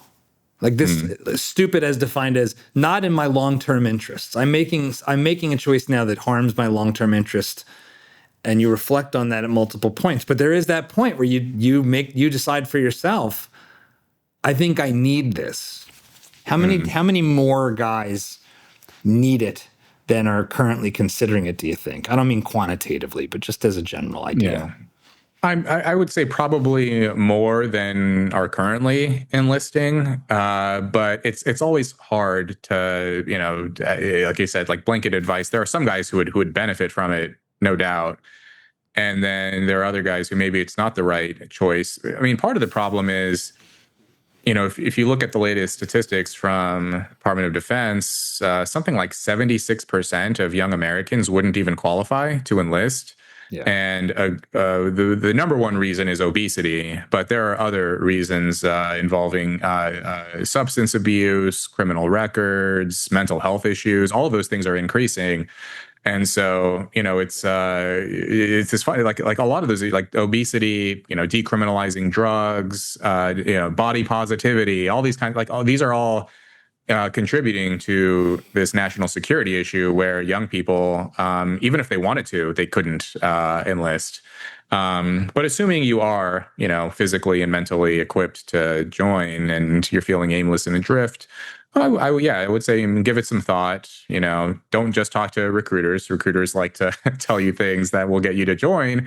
Talk to veterans, talk to people who have served, get their honest opinion, and talk to more than one person, because you'll get different perspectives from different people, and everyone's had their own unique experience. But I think I will say that, and there's a kind of a selection effect here, but I know very few veterans who regret joining, and almost every single one I speak with, they have a generally positive feeling about their decision to serve, and so it's worth keeping in mind. You had developed a love of reading early, and it seemed like an engine in your life.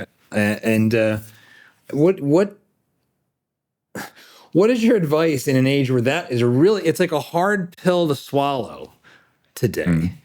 You did a recent piece about your reading habits, and like, how is it that you get asked all the time, like, Rob, how do you read so many books? I don't understand. And the gist of it was, well, I spend my free time reading instead of pissing it away on nonsense, like scrolling or looking at whatever. I read. And you also said that conversations like this, as useful as they can be, podcasts, audiobooks, are not a good replacement for actually sitting with the text, using your eyeballs on the black and white. Talk about that. Help me understand the value you get, and why there's the substitutes might be better than nothing, but they're not as good as the real thing. Yeah, and I tried to, I didn't want to knock. I listen to podcasts, but even non-text based media is often based on text in some form or another. So a lot of podcasters, they'll interview authors, people who wrote something. If I'd imagine, I don't know, John, but if I was just pontificating on a live stream and you caught wind of it, I doubt you'd be as eager to talk to me versus writing a book and sharing these experiences in a text-based format where I had a lot of time to think and write and reflect and share these ideas. And so, I think podcasts are great because they also amplify these ideas, right? You take authors, you pick the sort of the nuggets, the highlights, and you're able to share them with a larger audience. Way more people listen to podcasts than read books. But with books, it was initially for me a form of escape. I write in the book about how I didn't know how to read until I was 7. I was in 2nd grade. I, barely knew the alphabet. I was the worst reader in my class, and I was embarrassed by it, but I gradually taught myself how to read, and it was a way to escape my feelings of loneliness and feeling unwanted and that kind of thing. And then I started to be more selective about what I'd read. By the time I reached my teenagers, I would read books by authors who had very difficult lives, things that I could draw inspiration from, and just kind of carried that habit with me. It waxed and waned through my early adulthood, but it was always something that I was interested in. And now, I feel lucky that I grew up in an era like before the rise of social media and smartphones, because the habit had already been established. Yeah. By the time I got my first smartphone when I was, I think, 20 or 21, maybe, I'd already been a pretty good reader, and I still read, probably 2 to 3 hours a day. And I'm lucky in that I'm a writer, so part of my job is to read books. But I also think, even for people who have very busy lives, everyone can spare 5 minutes here, 10 minutes there. If you're on a commute, if you're, right before bed, a lot of people will scroll their phones right before bed. But if instead you spend those 10 minutes before bed, reading a few pages of a book, your morning coffee, you can, again, scroll social media, or you can read the Kindle app on your phone. There are ways to get some reading done.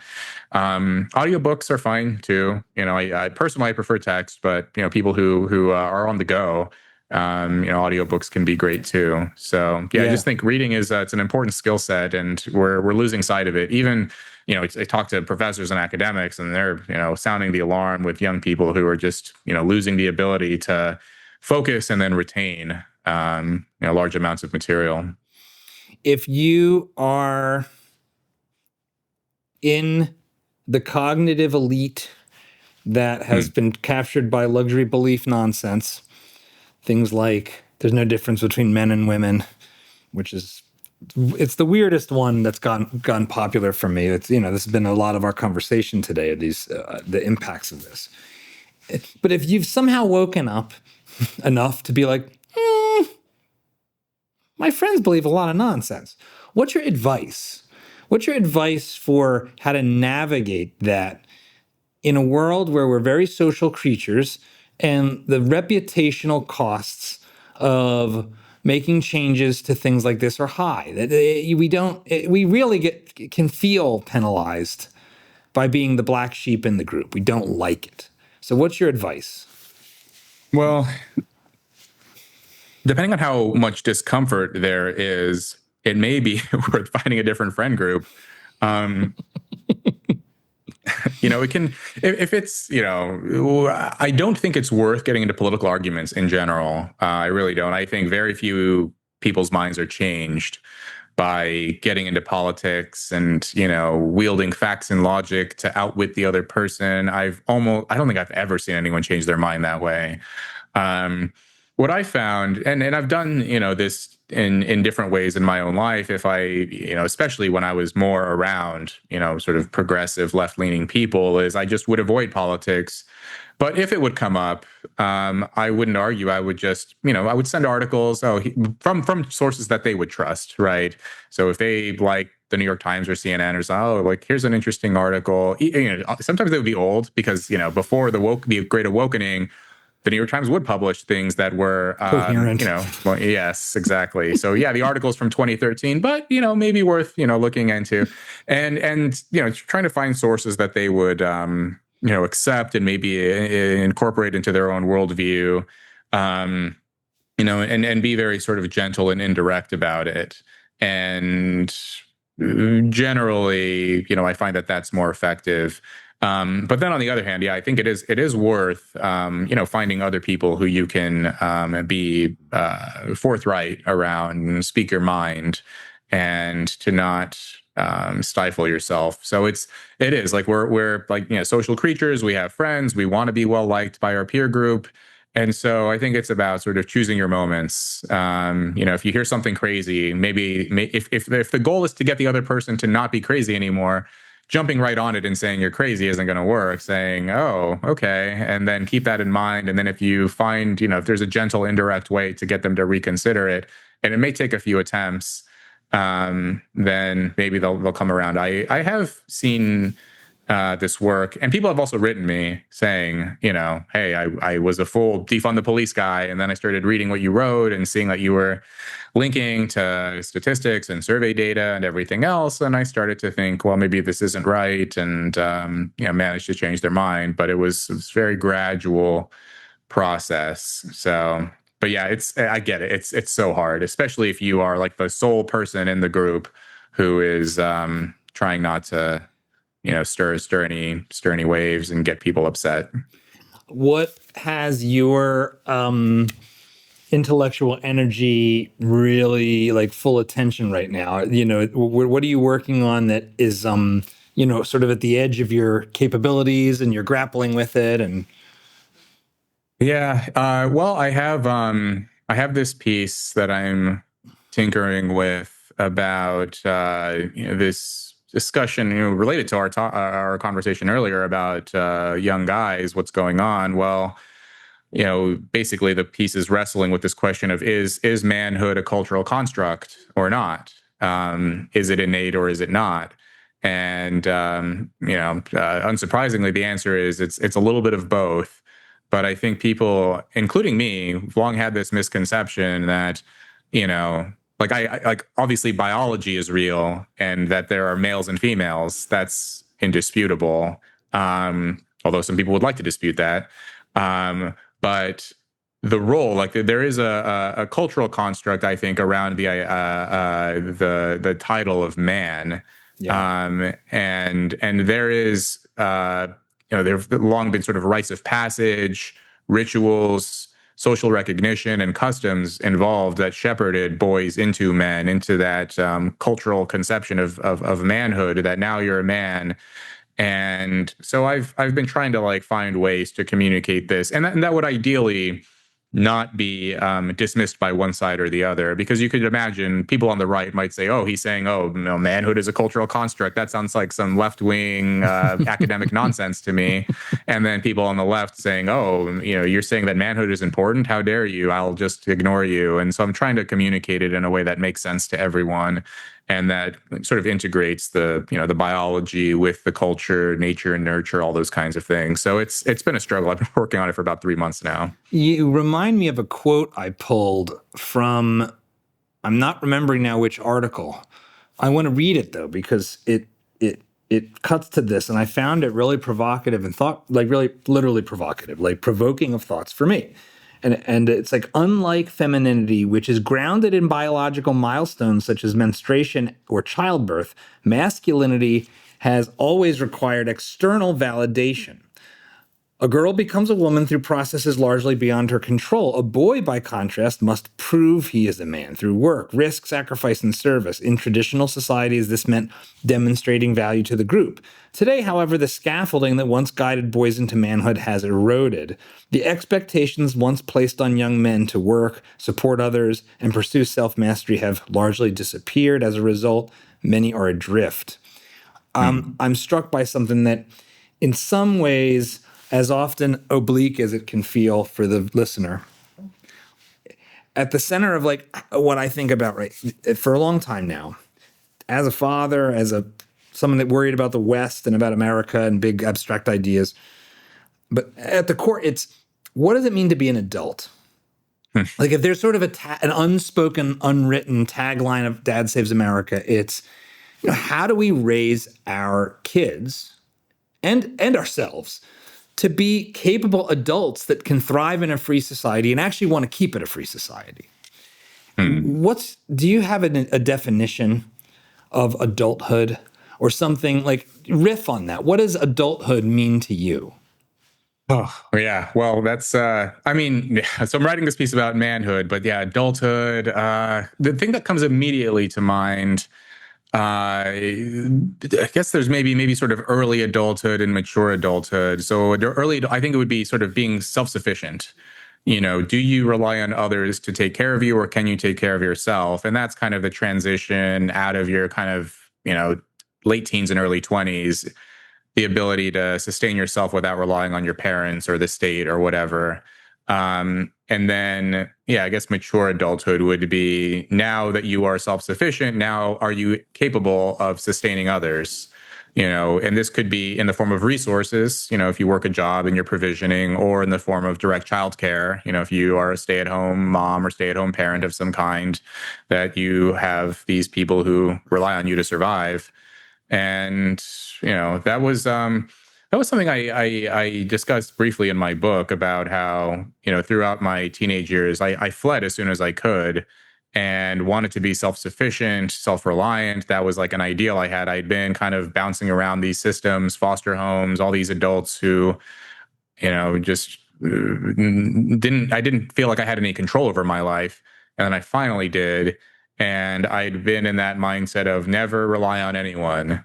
And then by the time I reached my late 20s, I realized, okay, well, I've been able to do this now. It's been 10 years. Now I need to be a person who others can rely upon. And the whole idea of adulthood, it's funny, like even within the last couple of decades, we've shifted away from any judgment whatsoever that places any responsibility on people. John, you probably remember this movie. Do you remember The 40-Year-Old Virgin from 2005? Oh, yeah. So this is like in a time period, the 2000 to 2010 is basically like an addendum to the late 90s.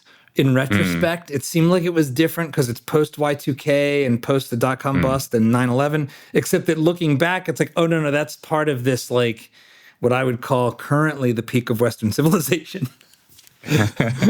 Well, in that movie, it's because like you're supposed to laugh at the Steve Carell character because he's 40 years old, he lives alone, he collects action figures, he plays he's living like an adolescent. He's living like he's still 19 years old in a college dorm room. And we, the audience, are supposed to think he's pathetic. Oh, look at this guy. He's never had a girlfriend. He just plays games and collects these figurines and works at a video store or whatever it was. And it's just, he's not a grown up. It's pathetic.